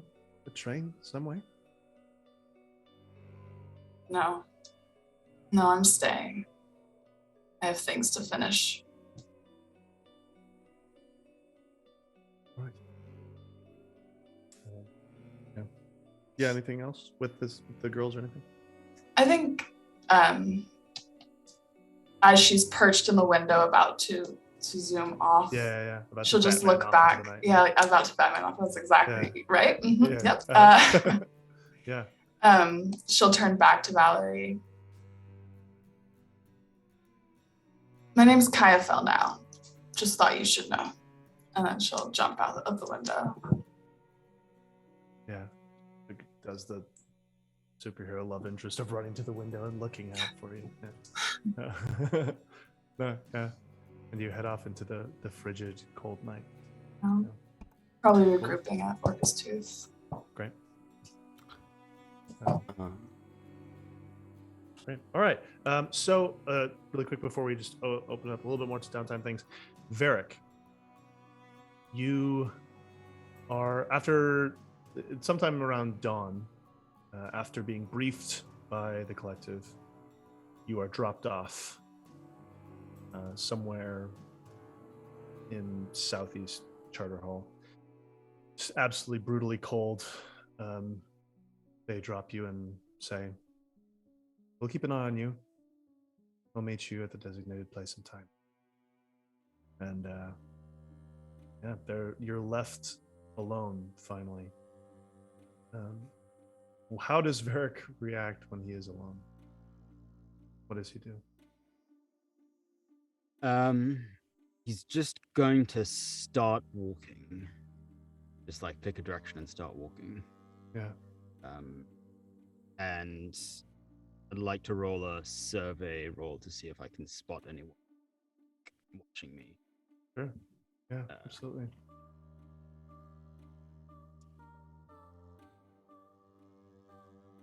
Oh, no, I'm terrible at survey. Well, okay. 5. Okay. Yeah.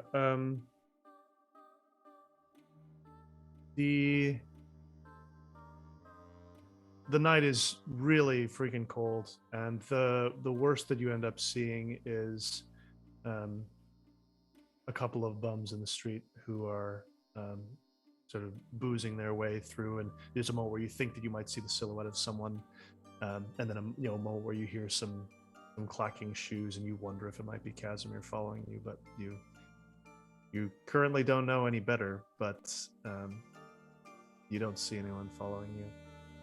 Okay. And take enough sort of turns that you have some confidence that you're not going to follow it. I'm going to head back to my apartment.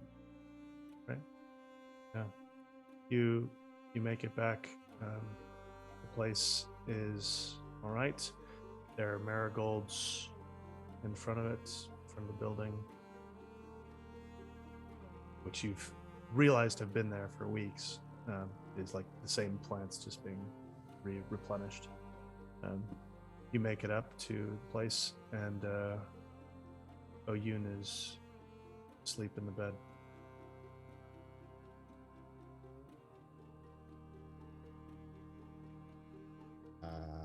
I'm going to go over to wake her. Oh, you surprised me. Are you okay? Sorry, I'm sick. Well, why weren't you at the Queen's Magnolia? I wasn't feeling well.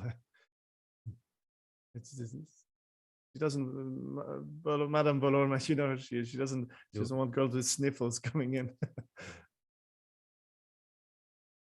You're there almost every night. Why weren't you there tonight?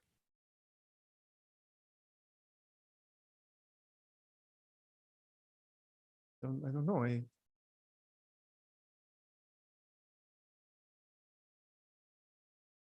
don't know. I felt worried.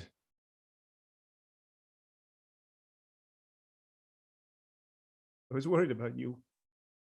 Yeah? I know that you've been prepping for something. Yes. Yes, you do know that I've been prepping. You know so much about me, Oyun.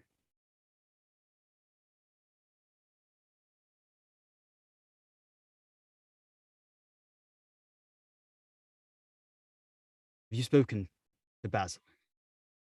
Have you spoken to the stag?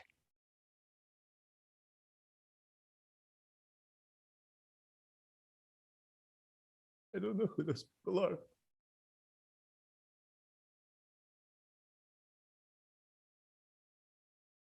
I'm going to... They've left me with a gun. I don't think they would, but there might be one in your apartment. Okay, I'm going to grab one and sort of hold it up.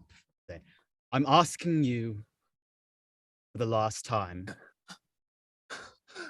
Varric, please stop. You're scaring me, Varric. Please. Please, Varric, stop. Stop this, please. Okay. Oh. I'm going to put it down and just sort of walk away.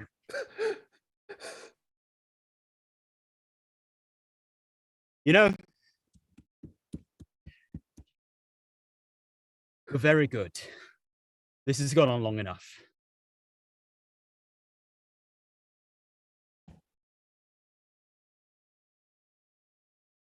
Going to get up close to her. You put your bet on the wrong horse. Because the one you chose is never going to make it. All right? I appreciate you sticking it out and hoping that at the end I was going to be able to provide everything for you, but it's not going to happen. So you know what? This should just be over.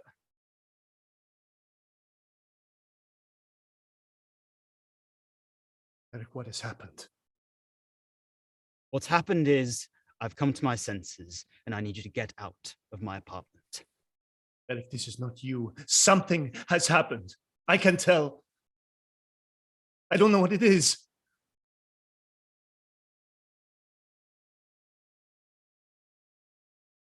You are right. Which clothes are these?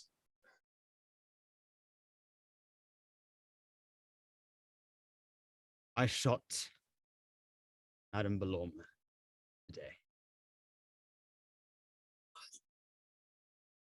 And if you go back to the Queen's Magnolia, I'm going to make sure that you get shot too.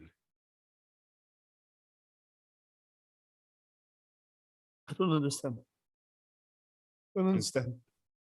Going to grab her wrist and say, I need you to leave this apartment and walk out of my life.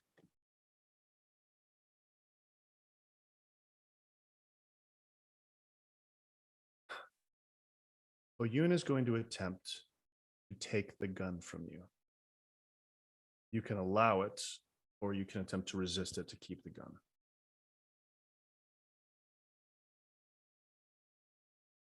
You can take the gun. All right. Oyun grabs the gun and holds it, sort of not in your direction at all. Shaking and says, you listen to me. Eric, I've known you for 4 years. And I've been with you for all of them. I know you. I've seen you when your father rejected you. I've seen all of this. This is not you.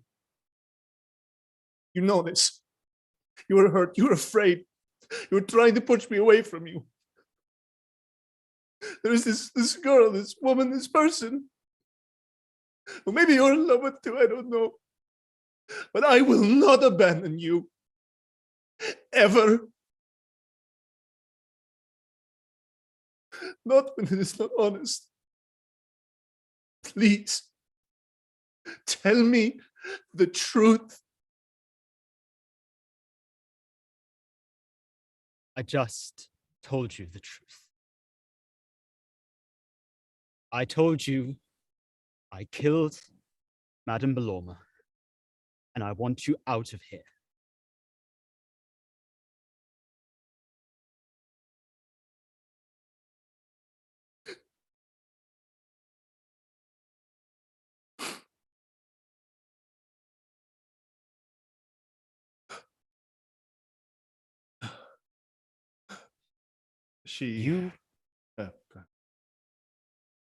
You see me on the street. You do not make eye contact. I don't ever want to look you in the eyes again. You understand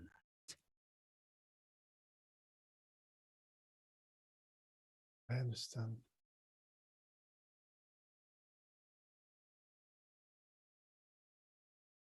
She very quickly pulls out a bag, just shovels some clothes out of a drawer, throws it into the suitcase, clicks it shut.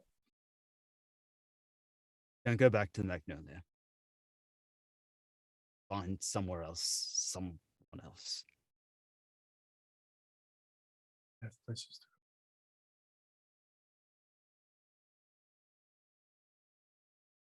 to go.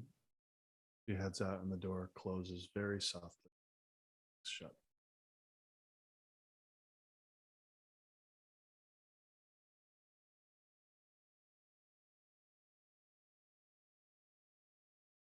I'm gonna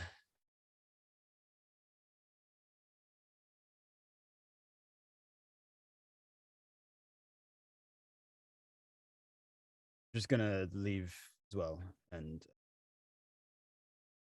start heading towards the Rough Penny. Okay. Yeah, you're able to reach it. I assume that the Rough Penny is maybe somewhere in Charter Hall now, maybe docked. Yeah, I was gonna some say distance. because it's probably we're not staying at the Queen's Magnolia or Yeah, or at the Yellow Parrot. yeah. Do I have any way of contacting Morgan? Yeah, I think you do. I think maybe during one of your earlier interactions, you may have visited their place or a place that they said was theirs. So that's your best bet, you think? a spot in Silk Shore looks like it might have been temporary, but like well furnished and nicely. All right. Can I go there? Yeah. You make it to Morgan's place, knock on the door. It's starting to be like, the sun, the dim sun is rising. It's still foggy and snowy, but you, after slamming for a little while on the door, eventually the door opens, and like just a crack, and you see the muzzle of a gun. And Morgan says, "Come inside right now." Step in. And they let you in. The place is dark. The curtains are all drawn. And they keep the gun on you. Right. Oh. Maybe. Why don't you tell me why you're here? I'm here because Stag and Basil trashed the lab, burned threw the equipment in the river, and you were nowhere near there. It's true. Are you all right? I'm not sure. What happened? I don't know if I can trust you, Varric.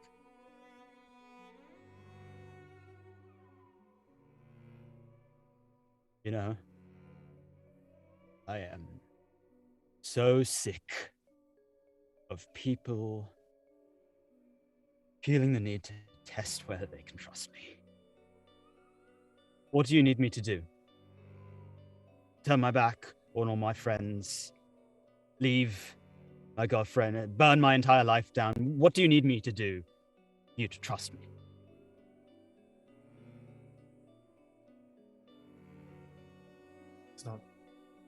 It's not you. Just, I got correspondence late last night. It told me I needed to take what was important from the lab, get it to them. And so I did it. I went as quick as I could. I don't know much about this operation, Varric, but I realize that I am in the middle of something that could be very dangerous to me. So I don't know why you're here. I don't know if you're here to kill me or take me to someone. I don't know.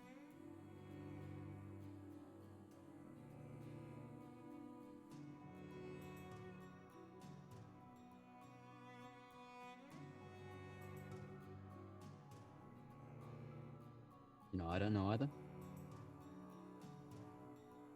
Because I can't tell if you're just that good. Or if I'm just that stupid.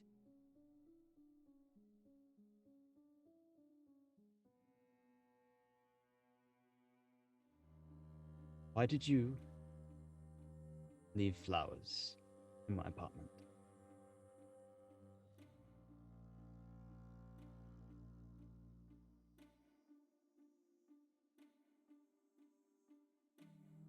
Never worked a fancy party and I had some leftover flowers, so you gave them to someone you liked. They gave me some flowers.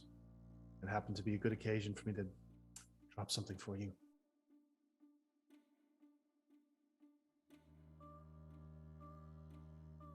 Can I try to study to see if I believe them? Absolutely. Or if I can see any signs of lying. Yeah. Yeah. 5. Okay.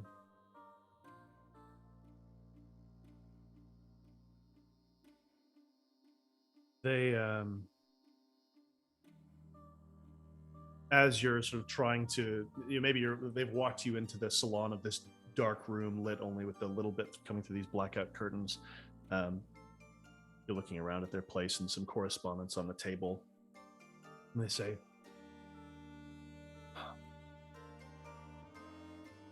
I'll be honest with you. When they brought me into this, I knew that I was obtaining information. What they asked me to do. Offered me a lot. And they knew that you could be a susceptible target.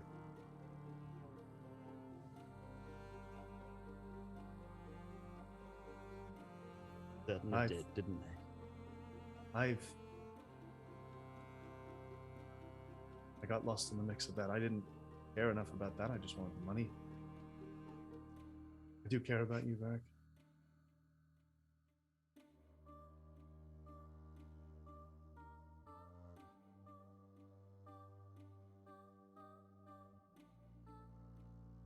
No, just don't.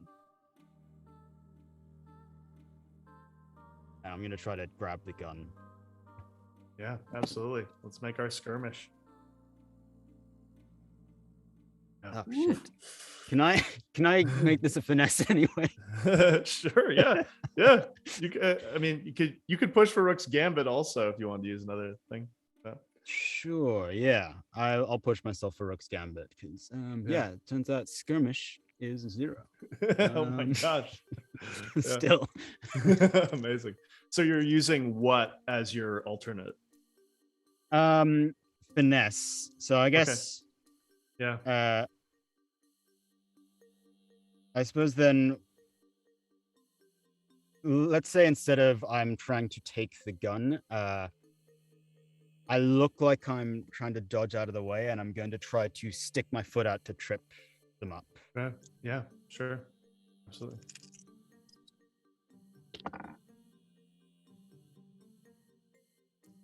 4 for 5. Okay. Yeah. I think it could be. I mean, it could also be sort of another bit of deception, either with these big curtains or some of this salon stuff or whatever. But whatever you do, I don't know, like throw a table. I don't know. You're able to distract them long enough. I can't pick up a table. You tip it a little bit.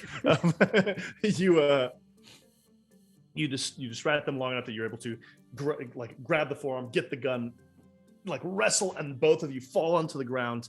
And they've got a knife, and you've got the gun.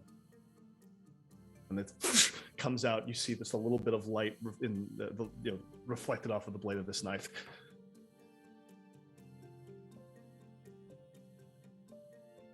Very prepared, aren't you?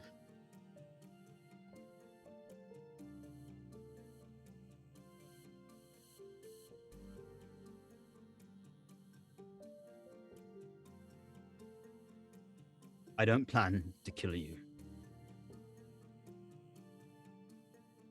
So don't make me. They let the knife fall.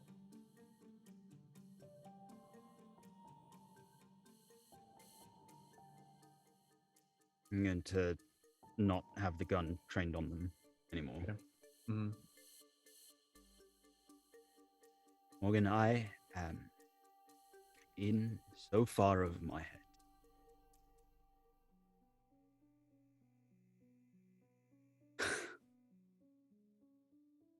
I may have just gotten all of my friends killed. And it was like you, I did it for them.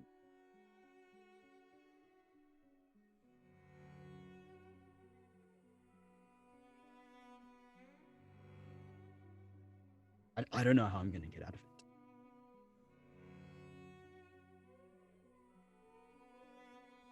What does getting out of it look like to you?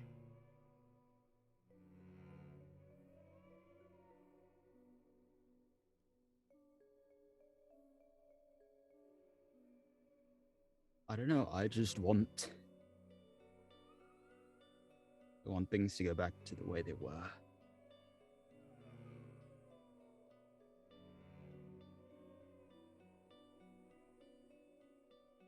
Like what?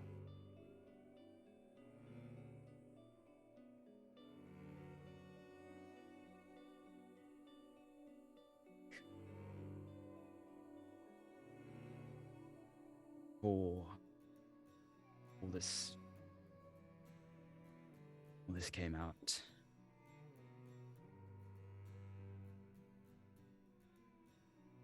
can I ask you one last thing? Ask me.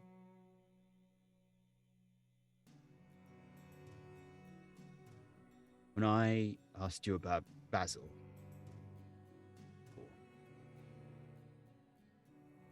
or did I ask about Casimir? I asked about Casimir. Yeah, I think so. I don't think I had Basil there. When I asked about Casimir, you lying to me? I don't know about their operation, but I know that there's a group within the part of it.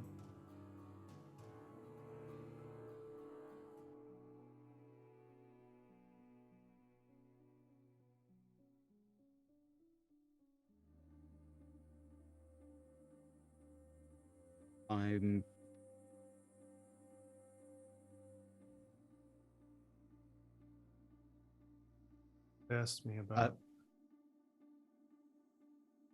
They asked me about engineering for a space. A space underwater. They didn't give me a lot of detail. Did they ask you for information on the others? The other people in your crew? Yes. Oh yeah. Everyone that I had anything on. Literally none of them were willing to talk to me. So, yes. They're a little more discerning. I believe Bram called me bullshit. Yes, well, you're probably going to have harsher words for me next.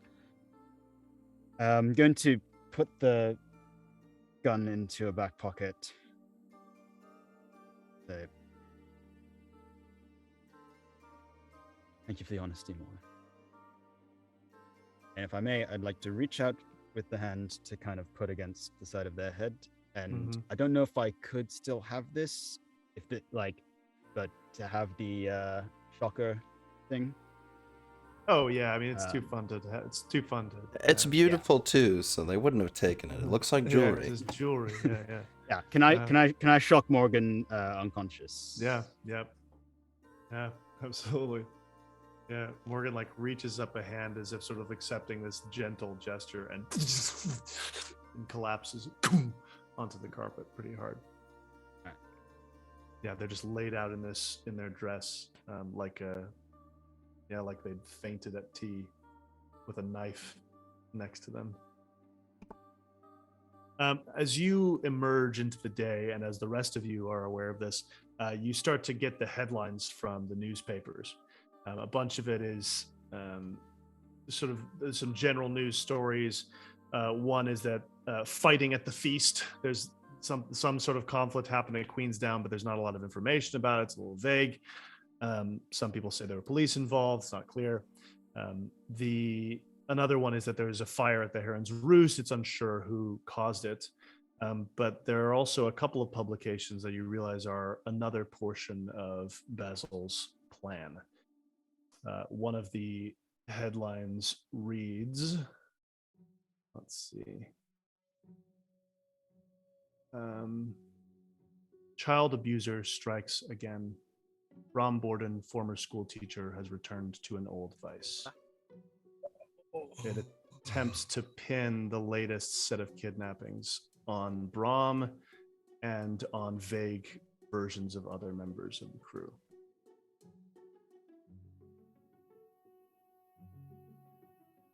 And there are also some bodies that get mentioned, some deaths. I'm trying to figure out if Varric, there's any way for you to have learned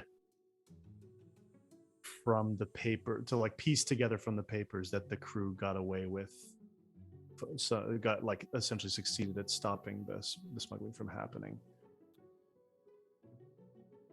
Would there be any like just announcement that inspectors? Yeah, I think that the inspectors took some in. Yeah, and you do realize that like in some of the papers, the inspectors deny, like there's a response to the Borden claim, which the inspectors deny. But there are blue coats who echo the claim and claim that they know that it's happening.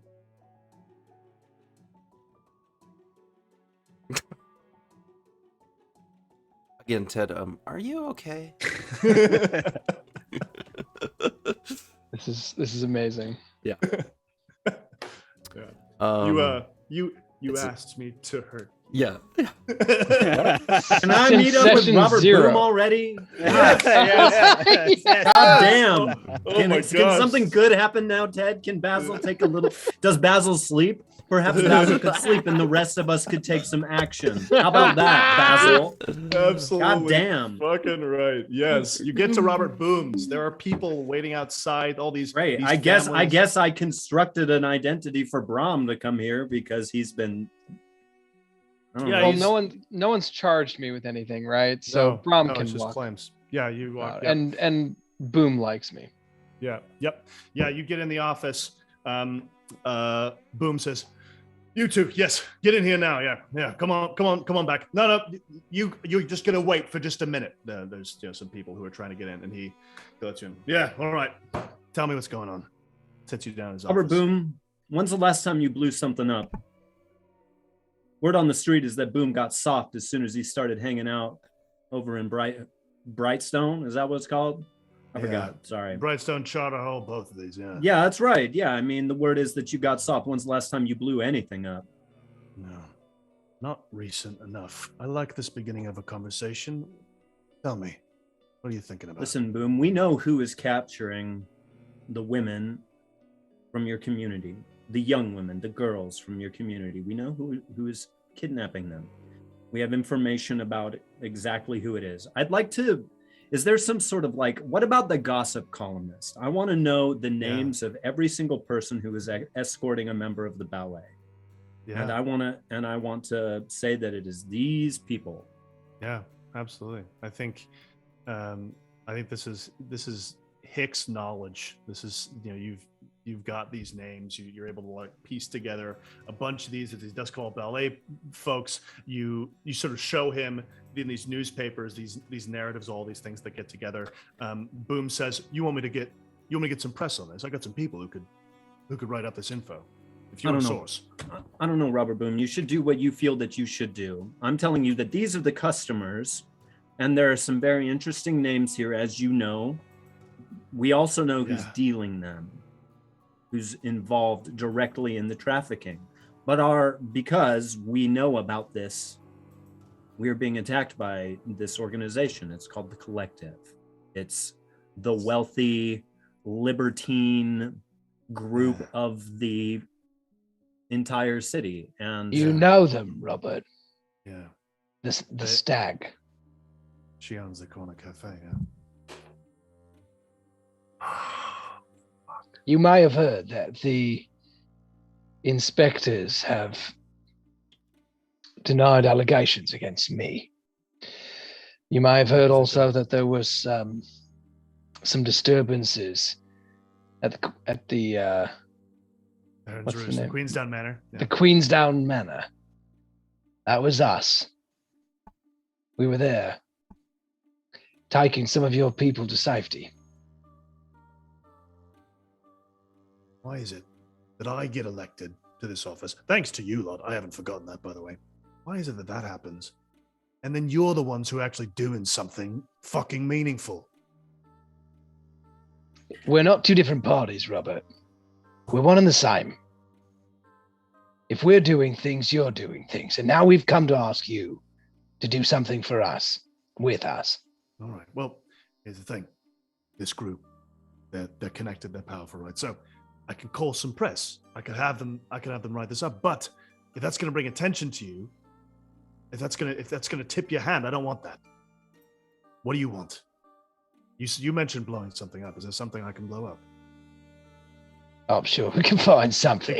It can be metaphorical. I have come to accept that some explosions must be metaphors. No, I mean literal, Robert. I mean literal. All right. Because these are the people who run the city, who are protected, who are dug in so deep that they have become the thing. So, I mean, I think that we need to make the people outside angrier. And the people at the factory who refuse to work, to continue to give of their life and their energy and their liveliness and the lives of their children, to satisfy these people who are extracting their labor, who are exploiting them. I'm talking about whipping shit up around here. I want you to know that we can get food into the city. We have contacts who can do that. I'm talking about getting in the streets and making them run with the blood of the rich. Oh. If I were younger, I would be taking you out for dinner. My apologies. I've been told I'm not supposed to say things like that as an assemblyman. Robert, stop doing what other people tell you to do. That's the problem, is that you started hanging out with the assemblymen and you got awfully square. I'm telling you that the people outside need something of you, and you know what it is. Deep down, I'll tap his chest. You know what it is. It's what got you in this. It's what made you want to do this. And you thought that you could play ball with them and that you could get what you want, but you're so wrapped up in red tape, Robert, that you don't even know what you don't even know what to do anymore. All right. Stop talking about this. All right. I'm going to get Bram. I need to get the other short fuses. I need Gunpowder Sally up here. I need Ash Boy. I need the others. Now we're talking. Within an hour and a half, you've got Ash Boy standing on top of a soapbox across the street from Robert Boom, shouting off the names of the people, the men who were escorting members of the Duskball Ballet the previous evening, piecing together the narrative, and also at the end saying, "Ash Boy!" In some of the sentences. You've got a Gunpowder Sally handing out tracts, and you've got Peter Powder handing out small explosives to people. You hear these families and people arguing about this, and one woman comes back and she says, "I've been told the inspectors have my daughter, that they have her, that these people were thwarted, but this is still happening. There are more people. We need to organize." So like she joins in this fervor, and you see a bunch of reporters are outside Boom's office, and some of them are sort of standing around him, and he says, "Look, the truth is the truth. That's all I'm saying, and the future is coming." Yes, Robert. Yes, Robert. Okay, so I don't know what this does for us mechanically. I mean, a movement of the people is what I'm hoping for. Reduce heat in a way, right? But I don't know if that's the only. I think effect there's a you're couple. going I mean, things I'm sort of trying to acquire an asset. I'm trying to get not just like the common folk, but it's like, who are the gangs who are related to these people? Who has roots here? Who are the people who are willing to pick up a club or a gun to do something about it? Yeah. I think you've got a couple things. Let's take off 2 heat. Oh. I think on top of that, I want to start a clock, which is called Borders Closing, which means that the collective, any members of the collective trying to get out of the city are getting less access to do so, that it's becoming harder for anyone to escape, because you've got this high high profile focus on it. And then in terms of an asset, basically what I think I want to do is give you increased effect on any attempts to gain the trust of anyone sort of in the working class affected by this, and any gangs that come from those populations. Great. It seemed like a fair use of this. Yeah, my God. Yes, more than fair. Yeah, amazing. So Boom is up in arms. He's making this happen. You've got other people showing up, arguing with him, and he's shutting them down. And he grabs you, Hix, as you're leaving by your shirt and says, "You need anything, you get in touch with me."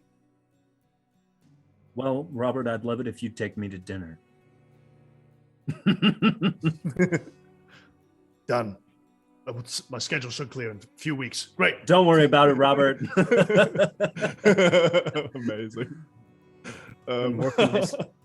All season, and Hix has one conversation with him. That's so good. Yeah. Suddenly, Varric's going to be Hix's assistant when he runs for the assembly. All right, so we're still in downtime. What's going on? What are people doing? Anything else following up with that? What's going on? Bram, will you come with me to go just check in on Eckerd real quick? Yeah. So on the way as we're going, Aldo will say, Bram, what you told me about Varric, we have to hear him out. And I can see it. I can see in you. I mean, you want to fucking kill him. Yeah. I do. I'd be lying if I said I didn't agree with you. If what you say is true, but there's something. I think back to you. I think back to what I so quickly deemed to be true about you, and with this resurfacing, I worry we don't have the whole story. And while Varric is a little shit, we need to know. We have to hear him out. We've lost a lot the last day. We have. But we've gained a little. Maybe. We've started something. That fucker with the shoes is gone. It's one down. That did feel good. I'd like to think that it's all Varric's fault, but I think something inside me knows you're right. So for your sake, and for the truth, I'll hear him out. And if we determine it is his fault, I'll kill him with you. No. That's my honor. And we'll arrive at Eckerd's, where I just want to check in real quick. Knock, knock. Is he here or is he dead? Yeah, no. Bardia's tower is. At first, you don't hear anything, but eventually, a dog comes to the door, which is Benjamin. It's the Kiltree Sisterhood's big deerhound. Benjamin, what are you doing in here? And he's very stern when he's with her, but he sort of looks up at you like, whoa, and his tongue is lolling out. And Eckerd comes to the door slowly and says, I don't think he's ever been given a treat before. It must be nice in here, just laying on your ass and feeding a dog, yes? Yeah, I'm known for my laziness. It's a prime trait. Nobody else has been around here, have they, Eckerd? No. Yeah, come in. Okay. What's happened? You don't look great. Well, we've certainly been here before, but We started. Casimir is dead. Bram and I. Oh, wow. We're going to finish this, Eckert. And you need to stay here and lay low. They destroyed everything at the Queen's Magnolia.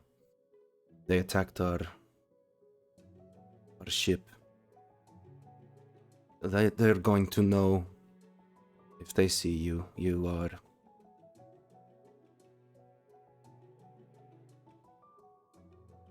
Okay. Is everyone all right?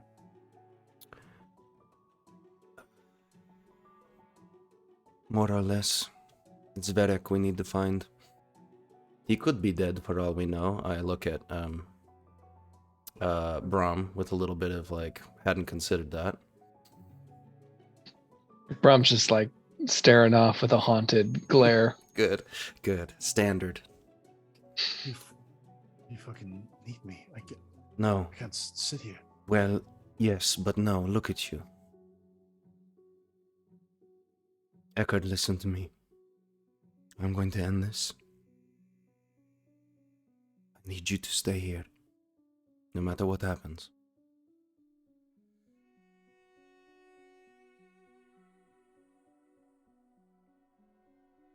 Aldo, can you promise me something?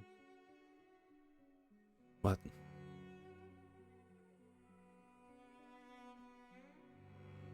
You have to back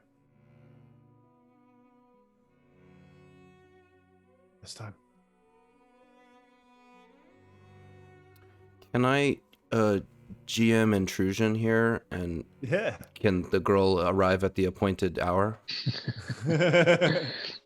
Is that where you intrude on the GM? Yep, yeah. I intrude on the GM to intrude on this moment, if that's all right. Okay. Yeah, so the girl arrives at Eckert's tower. Yeah, this is where I've asked you to come at this appointed hour. Great.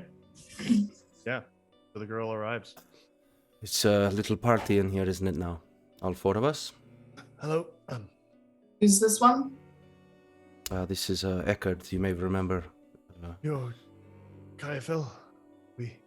Hmm. I talked to Jilly, also. Yeah. You're a friend and not with the collective. Isn't he with the collective? No, he's a friend. He's worked for them as us. You helped the explosion. We were there together. He helped That's us. right. That's right. It's how we know about the flowers.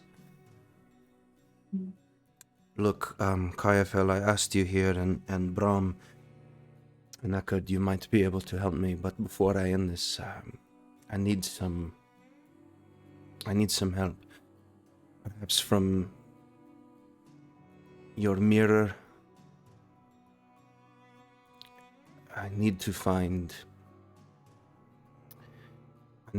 Anya. And I wasn't able to do it alone. Bram, you were there, but I think together perhaps we can find her. Just one more time.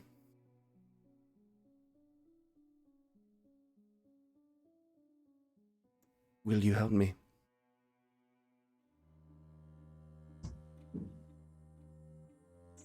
Aldo, you were right and I was wrong. I should have cared about this sooner. And I'll help you if it's really what you need to do, but I'm telling you that there are girls here now and alive that we could be helping.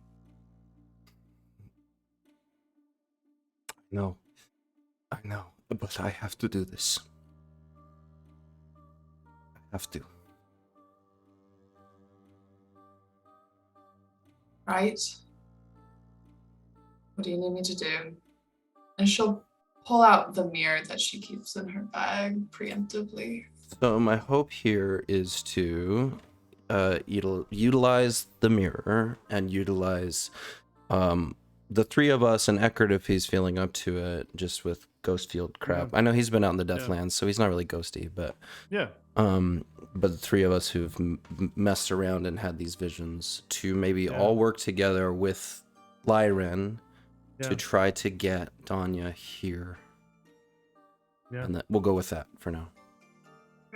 Right. This will also be my indulging vice. Okay, cool. I'm just gonna do everything I can at once. Yeah, it's great. It's great. I love Super it. sick. So, Yeah. so we're on the. Maybe you get up to like the roof of this slightly sunken tower. Yeah, great. And this is where you do this, in the middle of the night, right. out in the cold, and Lyran agrees to help you, and so you feel the influence of ghosts, and it actually becomes this moment where the three of you are standing there, and you can all feel these ghosts, these five different ghosts, sort of shaping in a circle around you, as if creating a symbol, pentagram or something, and you can feel energy flowing through all of them and into all of you. So you can perform an attune with an additional die, and then any other die if others want to aid you. And you can take stress if you want, but you might not want to. Yeah, I can't aid. Okay. We can't do it as a group check. You could do a group check. Sure. Does that give me a die? Yeah. And I'll take stress for failures. Yeah, great. You guys are great. So we're tuning. Yes, tune. You all get an additional die because of the ghosts. We're not gonna need it. Double sixes. Oh my gosh. We You both got rolled double sixes. also? Yeah. And how'd you do, Kristin? Not 4. 4. Okay. It's a success. That's not a failure. Look, Bram and I are connected. Yeah, there's this Okay. there's this almost musical sense of all this ghost energy that's appearing around you and filling the space, and you feel like 50 or 60 ghosts come within 500 feet of you, staying at a pretty severe distance, and you see the night sort of clears a little bit, this fog clears, and you start seeing these ghosts interacting with each other, as if talking to each other, as if searching for something. And eventually about 10 of these ghosts come together in a clump and bring forward a small, confused looking ghost that is looking around, and she her face is different than it used to be, but she's looking around and looks at the girl for a long time, and then at Bram, and then finally at Aldo.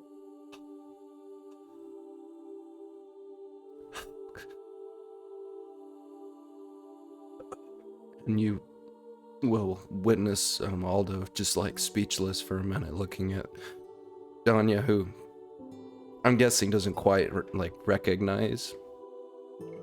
Not immediately. Yeah. And he'll just say, Danya. Reaching out through the ghost field for any sense of recognition. Yeah, and your hand goes out and you feel the energy flowing through it, and she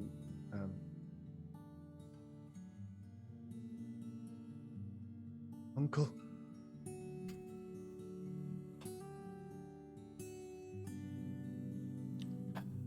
I'm sorry.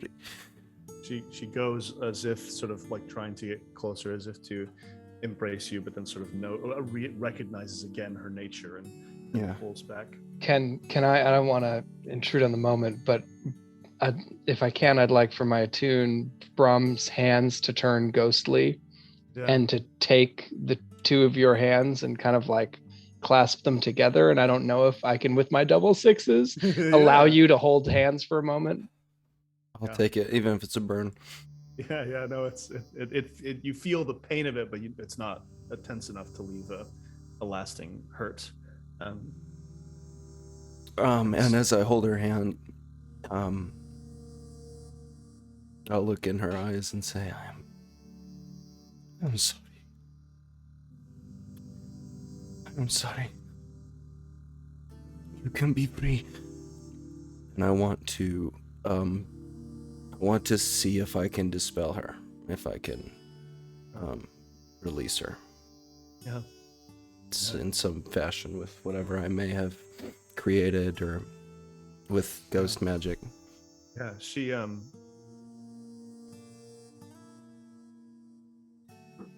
says, I've been waiting for you.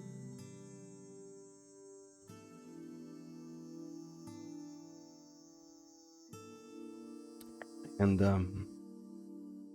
he'll sort of let her go, as he says,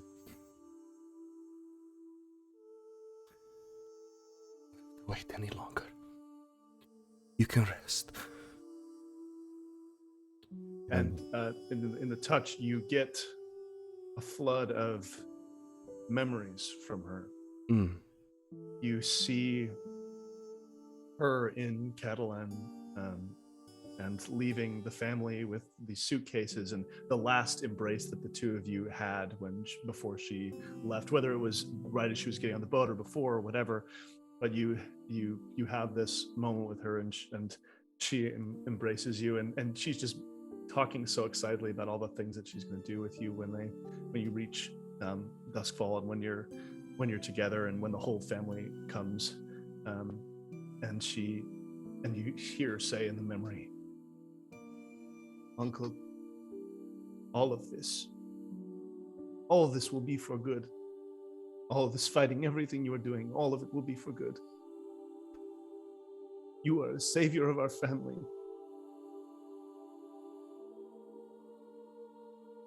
And in the memory, and also in the real life, I'll say, thank you. And bye. Be safe. Yeah, both of these memories are shared, and you see her smile in real life, and then this sort of crooked, haunted ghost smile. But with this energy, with Bram's hands, so this energy flows into her, and you see this ghost version of her true face. It just is visible for just a moment as her body begins to dissipate into the sort of dust that floats away until finally she is gone. And the ritual will kind of end, and Aldo will just kind of drop to his knees.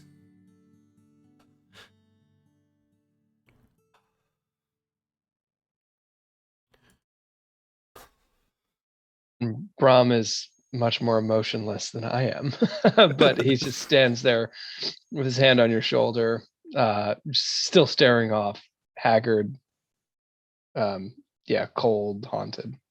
Yeah.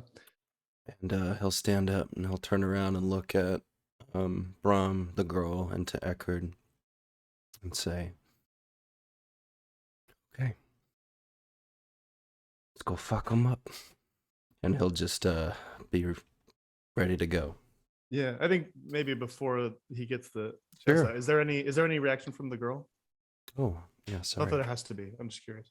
I mean, I think as the ritual sort of dissipates, the girl will look into the mirror into Lyran and thank him for his help. Yeah. And Lyran is... Lyran appears emotional as well. And but doesn't say anything. And Eckerd, before Aldo gets to say something, Eckerd just runs and embraces him. It's long.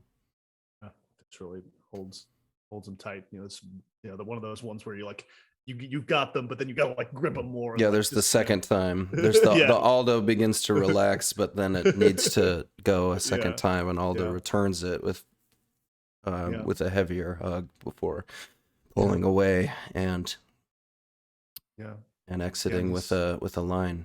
Oh, and you. No, he just says, you can let it go now. You did it.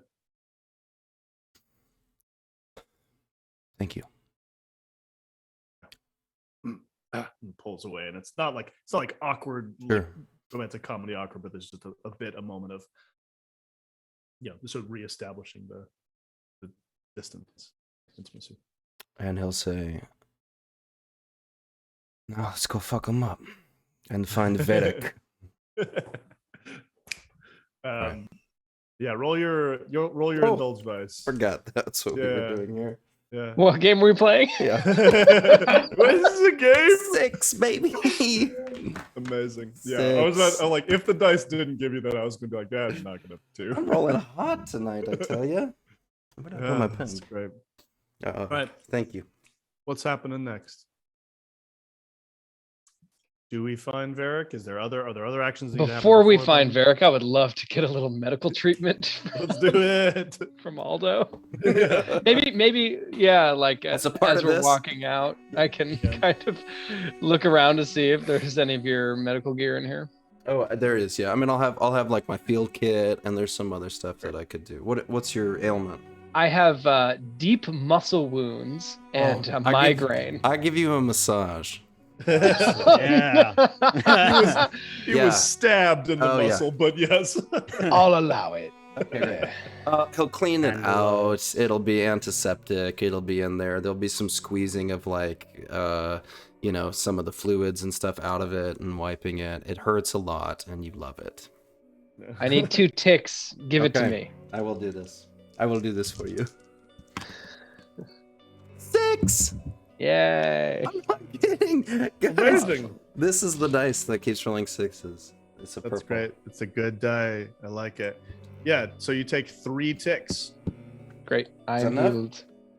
You're healed. That's just been a long time I've had some of those. Oh my gosh. Yes. So when you got stabbed. Yeah. In fact, while I'm here, can I spend a coin to also do this? Yes. Just rolling for myself. Yep. Now we got double 8 6s. coins. I'm not kidding. I'm not kidding. I'm not kidding. Wow. Like I swear to you. You can't even sit, but they're there. Just turned into a building. Yeah. Okay, great. Yeah, so the shrapnel level 2 harm that fell on the ground was also a 6. Oh my god. That's not a good sign. 3 6s is too far. This is bad. I'm starting to get worried. Now we got 8 coin. Is that 2 for everyone? because Varric wasn't there. How do we divvy it up? I think so. I mean, I feel like people should feel free to use the coin for downtime actions if we need them. Yeah. And if there's any left over, we'll take the group out for dinner. I don't know. Like Varric is elsewhere. I don't know. Yep. And we have need of it. Like I'd like to use some of the coin to fix the orca's tooth if we can. Yeah, that's what I was thinking. Yeah. Yeah. Yeah, we're gonna need that. Yeah, totally. That would be. We'll just treat it like an acquirer asset, I think. So anyone who wants to roll, I think Tinker would probably be a strong roll on it. Though if there's a different suggestion. I mean, I need to go talk to the red sashes. This is what I'm saying. Someone else do it. Oh, sure. Yeah, Cool. I gotta go talk to Ekon. If you want to spend a coin for me to roll Tinker on this, I can. Yeah, let's do it. I mean, it's like the 8 coin that we got, right? Yeah, I spent like the one let's I got, just say and that then we're the not last one divvying it right now. I don't know. I don't need. That sounds good. Yeah. Great. Okay. It's a 4. Okay, so we'll say you get in on it, and it's a huge job. Like you just are not going to be able to do this yourself, but you get a surprise visit. So who does Hix rope in to help fixing the orca's tooth? Red sashes, sword fusers. Oh no, that's not who I was. That's the red sashes. That was separate, right? I see. Yeah. Okay, I mean, I would just give the money to Arisha and be like, Arisha, talk to the people you know to get what you need. Like you're the. Great. Don't tell Bram, but I actually think you're the real captain. Don't tell Bram. Yeah, she's still pretty wounded, but gets the people together. It's the same docker who helped you find Kailuno, and Kailuno and Aldo all work on fixing it. So we're going to bring up the clock of the orca's tooth hull from 2 to 3. So you're in better shape. You've scrubbed out all the char from the inside and replaced some metal panels that were melted, and the engine has been repaired. So good. That's what I was wondering. You can operate at full speed. Yeah. So Cool. yeah. Does Kristin, did you have an action you want to do? I mean, yeah, I would like to relieve stress, but I know Hix talked about finding the red sashes. Go for it. Go for it, Okay. Kai. I mean, what I picture for the girl is, and the morning of the third day, she wakes up confused in the orca's tooth, really confused in the orca's tooth, and she heads directly to the yellow parrot. And she's there, sees all the ash and begins sort of cleaning up and putting signage out front, closed for temporary repairs. She's working on that. Yeah. I think if it's, I mean, just like to flash back that I would want to have I'd want to get people guarding it for us, to tell somebody to keep an eye on it. That was partially what I wanted to talk to the red sashes about, so that we don't have to abandon this asset, but that we can just claim it back. So I don't know if the red sashes could, if we can, I don't know. let's play this conversation a little bit with Ekon really quick. So you approach him, and he isn't at the Guayav. He meets you in not a private residence. Well, yeah, a private residence, but it's like an abandoned house somewhere in Silkshore. And he says, "It looks like things have been not going that well for you." Well, actually, Ekon, they've been going really well. We've been making a lot of good progress on our jobs. I'd like to have the names of any Alkebulani people that we have rescued, or that we know about them, or maybe we don't know about them, but they're just it is known that they were just went missing or something like that. Yeah. I just want to be able to rope him into it in a personal way. Yeah. No, you mentioned the name of one of the girls who was taken was Alkebulani, and he says, "Yes, Milandu is singing your praises." I meant, I'm sorry, I should have led with that. I meant the parrots, and it just. Yes. Yeah, Ekon, look, we could use your help. I believe that we have some shared interests, and while we are business associates, I feel like I consider you a friend as well. And we're sort of doing this to stop these people who I feel have crossed the line. Well, we're, of course, managing our own issues, but what help I can lend you, I will. Likewise. We want to be able to help you out as well. We just needed some people to keep an eye on the yellow parrot. It's just a simple security thing.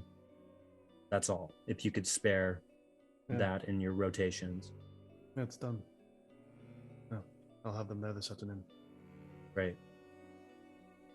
That was easy. I'll pay a coin to get another downtime action for an asset. Sure.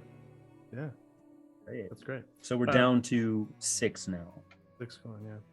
So the girl, while you were cleaning, you see a couple of red sashes at a distance. They're really buttoned up. They're not enjoying the cold, but they're drinking some strong tea. And I think seeing that they might be eyeing the establishment, she'll go out front and say, "I'm so sorry, we're just temporarily closed. There seems to have been a problem in the kitchens, but we'll be open soon." You're Mrs. Duval, yes? Yes, of course, Mrs. Duval. I'm sorry, I think I've seen you around at the Yellow Parrot, perhaps? This is a tall Alkebulani woman with braids, and she says, "You have not, but we are simply making sure that the place is safe. We like it too much and want to make sure that it's make sure that it's back into normal soon. Oh, well, that's very kind of you. I'm sure we'll get back to normal in no time, and then you can come in out of the cold. Wouldn't that be nice? That particularly would be great. Mm. Yeah, go ahead. And she'll step back inside, continue cleaning. And then after you've been cleaning for a bit, you hear a voice. You hear, oh, she's here, but Bathilde, she's here. And you look and you see Daniel and Bathilde in the doorway. Daniel is sort of coming forward a little bit hesitantly, his hands shaking a little bit. They've got the little dog with them that immediately runs up to you, pulls the leash off of Bathilde's hand and starts kissing you. I'm so sorry. We are closed right now, just for temporary renovations.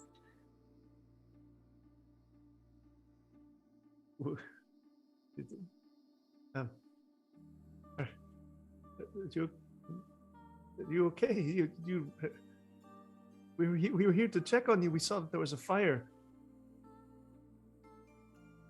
I'm sorry. Are you patrons? Perhaps I've seen you before.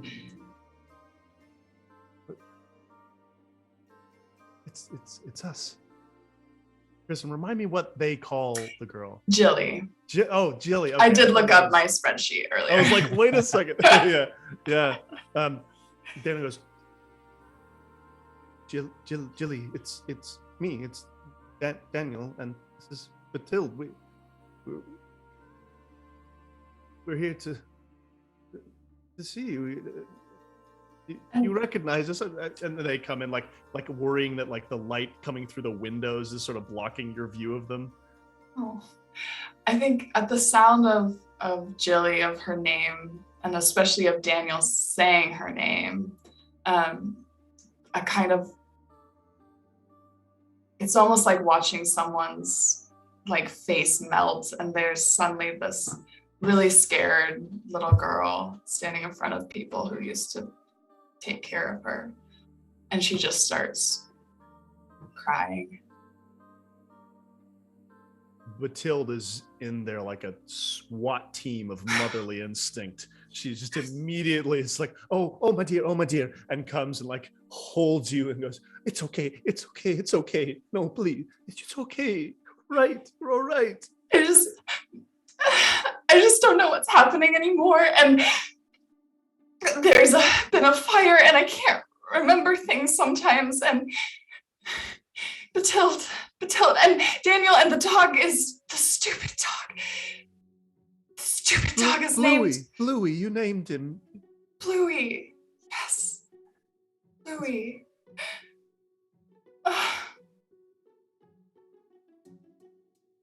Okay.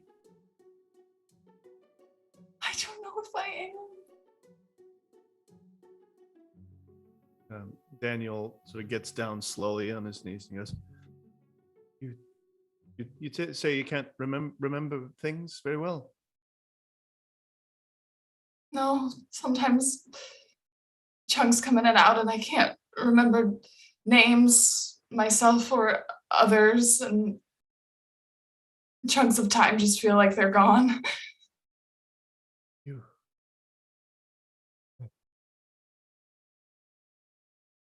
Did something happen like with me? He shows you sort of the wound on his head. Did like with me? Did something happen to you? Yes. I mean, I didn't get hit on the head. Happens, dearie. Bathilde, and she'll turn to Bathilde and clasp her hands. When you found me, when I was a baby, floating in the river, when I had escaped from the Lost District, did you know this? That I was burned?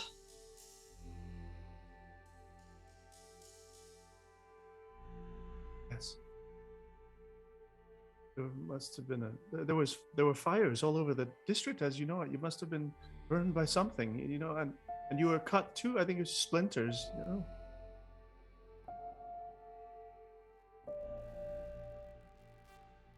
You, too, were better parents than the ones that birthed me. I know that now.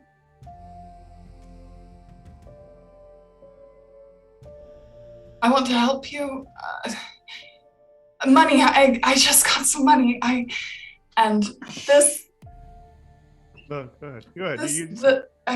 This is my indulge vice, this family obligation. Yeah. So I would like to pay a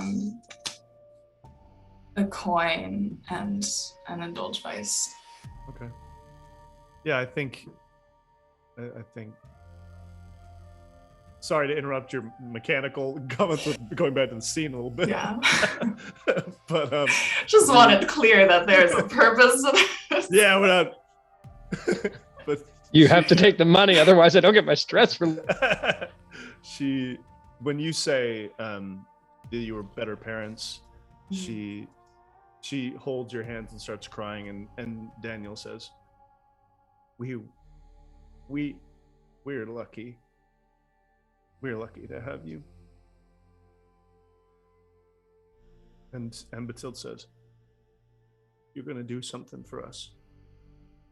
You're going to come, and you're going to have dinner with us.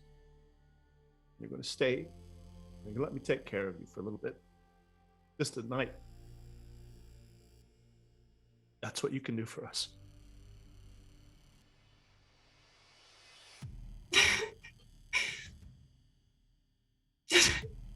Dinner would be great. Normal would be great. We'll see what we have as far as normal dinner. It could be at least passable.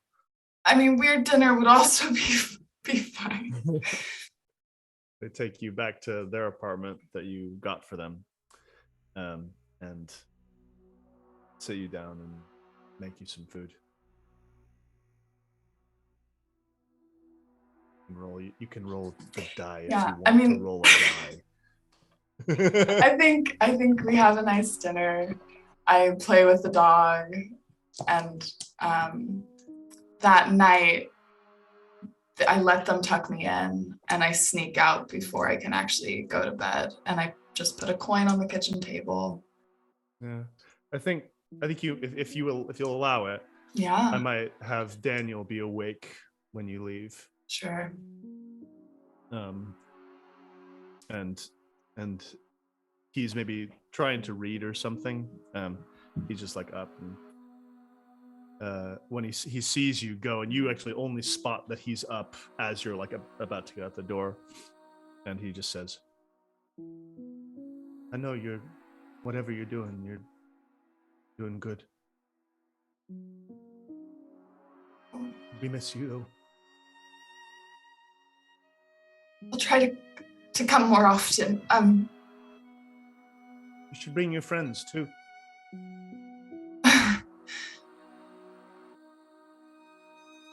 Okay, I'll bring my friends. I wonder if maybe, in case I forget again, if you could send mail to, well,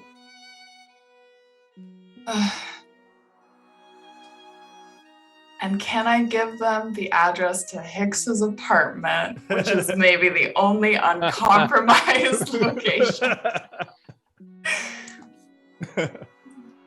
I mean, you're not asking me. Yeah, you know the address. Sure. Yeah. We'll deal with the fallout of Hix getting unexpected mail down the line. What the? Yeah, I'm so mad. There'll be a whole subplot of an episode. Back when in the future when we can have just silly little episodes. So, yeah, great. I am trying to do good these days. I'm not great at it, but I am trying.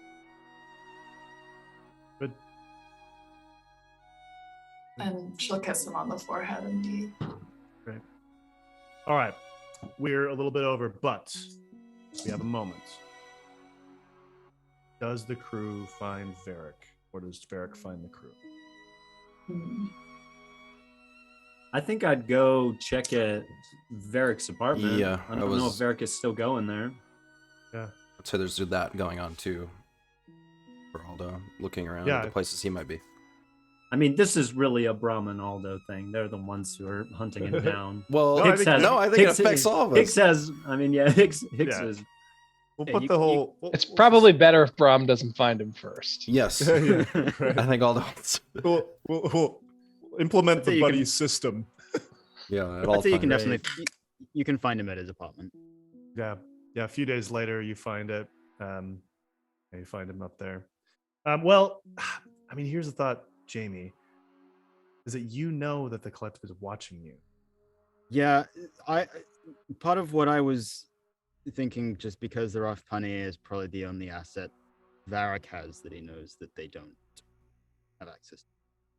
Yeah. That maybe one night you kind of, if you're all on the Augustus, you hear like a voice coming out from underneath it, and Varric's just been piloting the rough You penny. hear like a shitty coal engine. So yeah.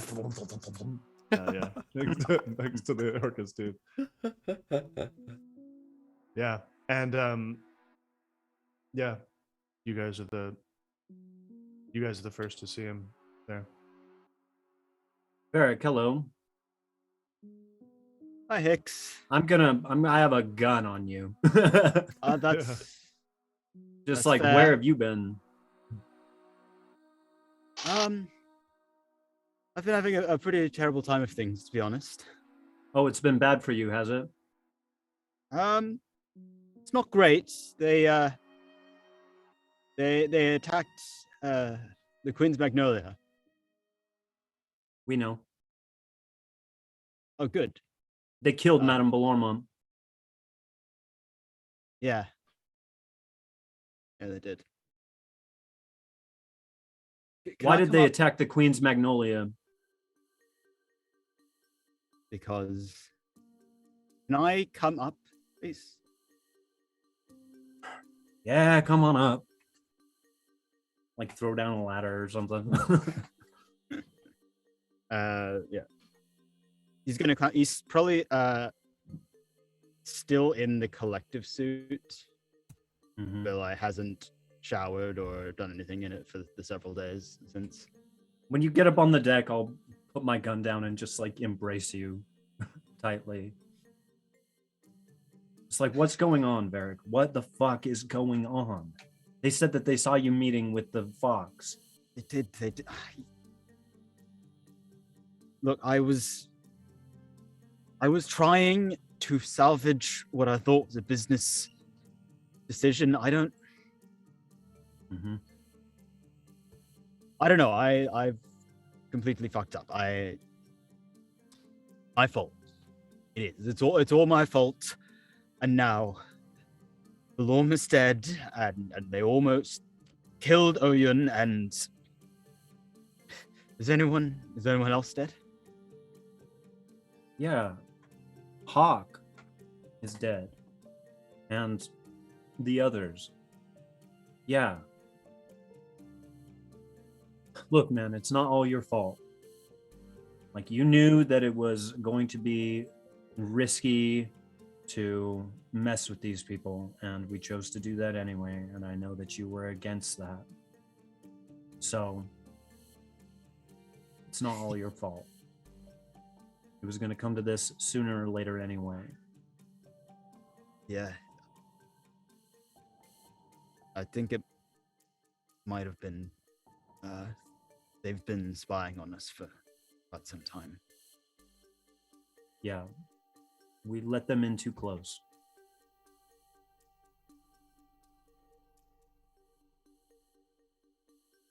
Did you Look, Varric, this business thing,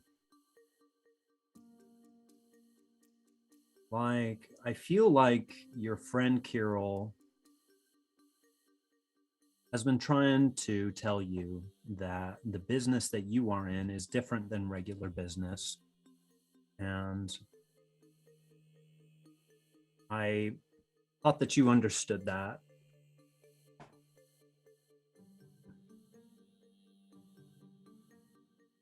Thought I did too. Okay.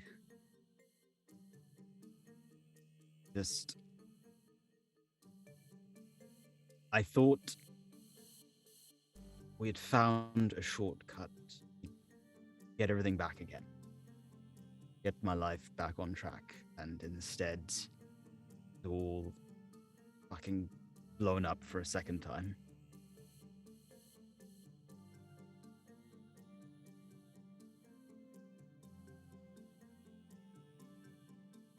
I don't know. I don't know who to trust. I don't know what I'm supposed to do now.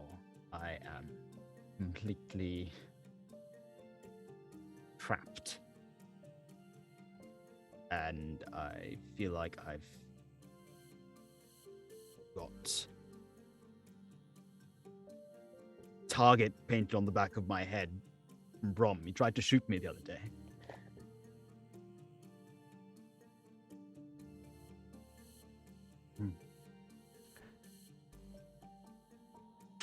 Well, Varric, we've all got targets on our heads these days.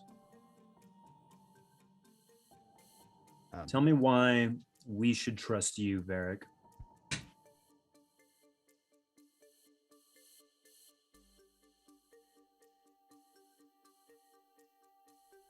Was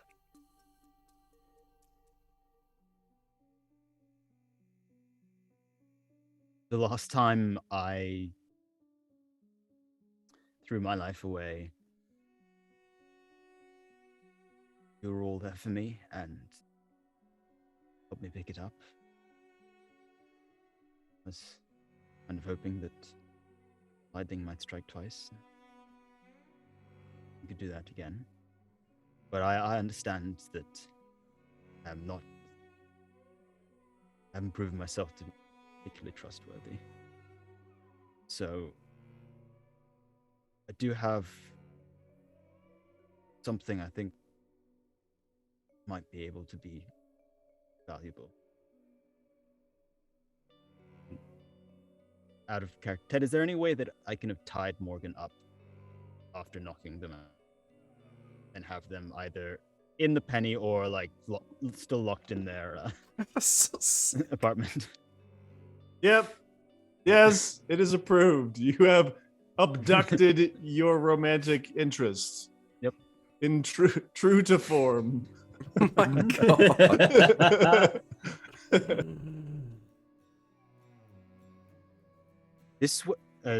I'm gonna sort of point this out to Hix and say, well,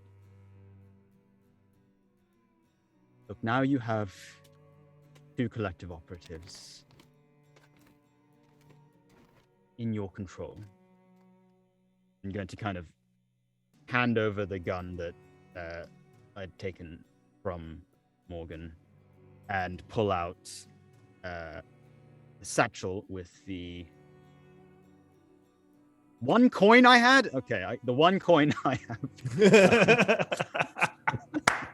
Emptied him out. I haven't checked that at all.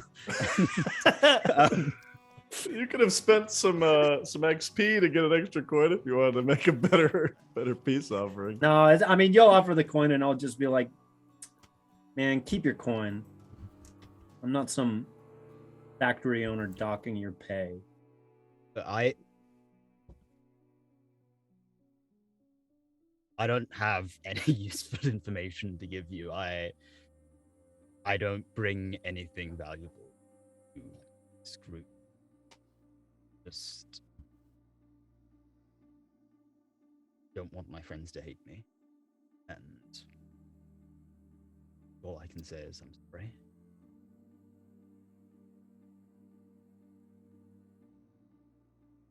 Thank you for your apology. You need to learn that money doesn't fix these sorts of things.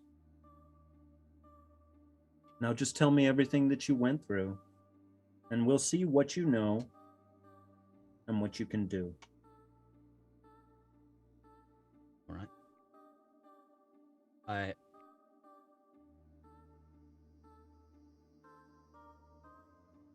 I am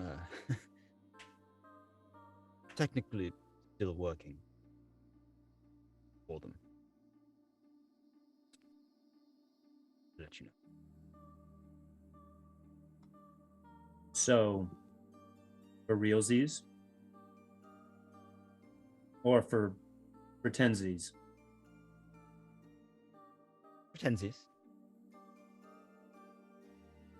Okay, Varric, I'm going to trust you right now. Okay, Varric? I want you to know that that's a conscious decision that I have to make because it doesn't come natural to me right now to trust you. But I'm going to choose to do it because I'm a fool. Not as much as me, but Vic, I got them to trust me, and you can use that if you can think of some way that I can make amends with that. Then I'm all yours. We can use that, Varric. You see a silhouette of Bram. We're on the Orcus Tooth, right? Yeah, You're on the tooth. I'm agreed. You're Like- you're all, yeah. Well, I assume Bram is distant. He is far away, and his volley gun is just like held out like a Clint Eastwood shot. And Aldo's like sitting on the like railing of the ship, like 8 feet away from him. Yeah. And the girl, where's the girl? I think the girl's like downstairs, oblivious to what's happening. I feel like this was the plan though, that Hix talks to Varric. Like, Yeah. like to me, that's Yeah. what it feels like. Yeah, I like at that. least I was until we get involved. Yeah. I was assuming we'd had the full reveal. So with that image of Varric standing in the rough penny, or sort of just on the deck, Morgan unconscious in the back of the rough penny, and not a handshake, but a moment of Finally, a little smile. yeah, and the line of yeah, we can use that. You have this just like no big dramatic pulse, just the cut to black, and we're out. All right, Wow. everyone. Well, yeah, we're gonna see exactly what happens next in terms of when we have the next session. Graham has been suggesting that this can just be a soft ending for season 2. It seems wild to me. Pretty damn satisfying session, though. Yeah. That was amazing. Yeah. Thank you. Thank you. Thanks for the all deep breath, Kate. Yeah. Thank you, Kate. No, that was wonderful. Thank you all for engaging, and for everyone in the chat as well, for being a part of this, and some gifted subs. Thank you. It's so amazing to be part of this story with all of you. Holy crap. We will be in touch as to when we will see you next, but it'll not be in the next 2 weeks, and we'll see what happens in our conclusion. But in the meantime, tune in Friday and Saturday for the 2-part Teenage Mutant Ninja Turtles D&D 2-shot at 7:30 Central Time in the evening on Friday and Saturday this weekend. We have a half shell on Friday and a half shell on Saturday. And if you, and if you want to hang out with us, join our Discord. Anyone can join now. Yes, it's gonna be great. Have fun with us. We love to chat games and even do some pickup games and stuff like that every now and then. So we have a fanfic channel where there was fanfic about a character who's never appeared again in the Contraband named Windows. Oh yeah. So if you want to doom an NPC, I'm playing season 3. Yeah. What were you saying, Graham? Something doom? If you want to doom an NPC to never appear again, write fanfic about that. I was about to say, I feel like there's so much shipping that we can do now. We've got this whole Silas Ward shipping thing that needs to happen. And then the Doom Templeton ship. Yep. Shipping? I thought our boat had a huge hole in it. No! You betrayed the crew. All right. You betrayed the crew. It was me. Thank you all. Have a wonderful night. Are we gonna go to a raid? Yes, let us raid our old friends at should we do Total Party Chill? Yeah. We've rated them a bunch. They're great. We like them. Yeah. Let's do it. Thank you all so much, and have a great night. Bye. Bye. I will find the actual Bye time. There it is.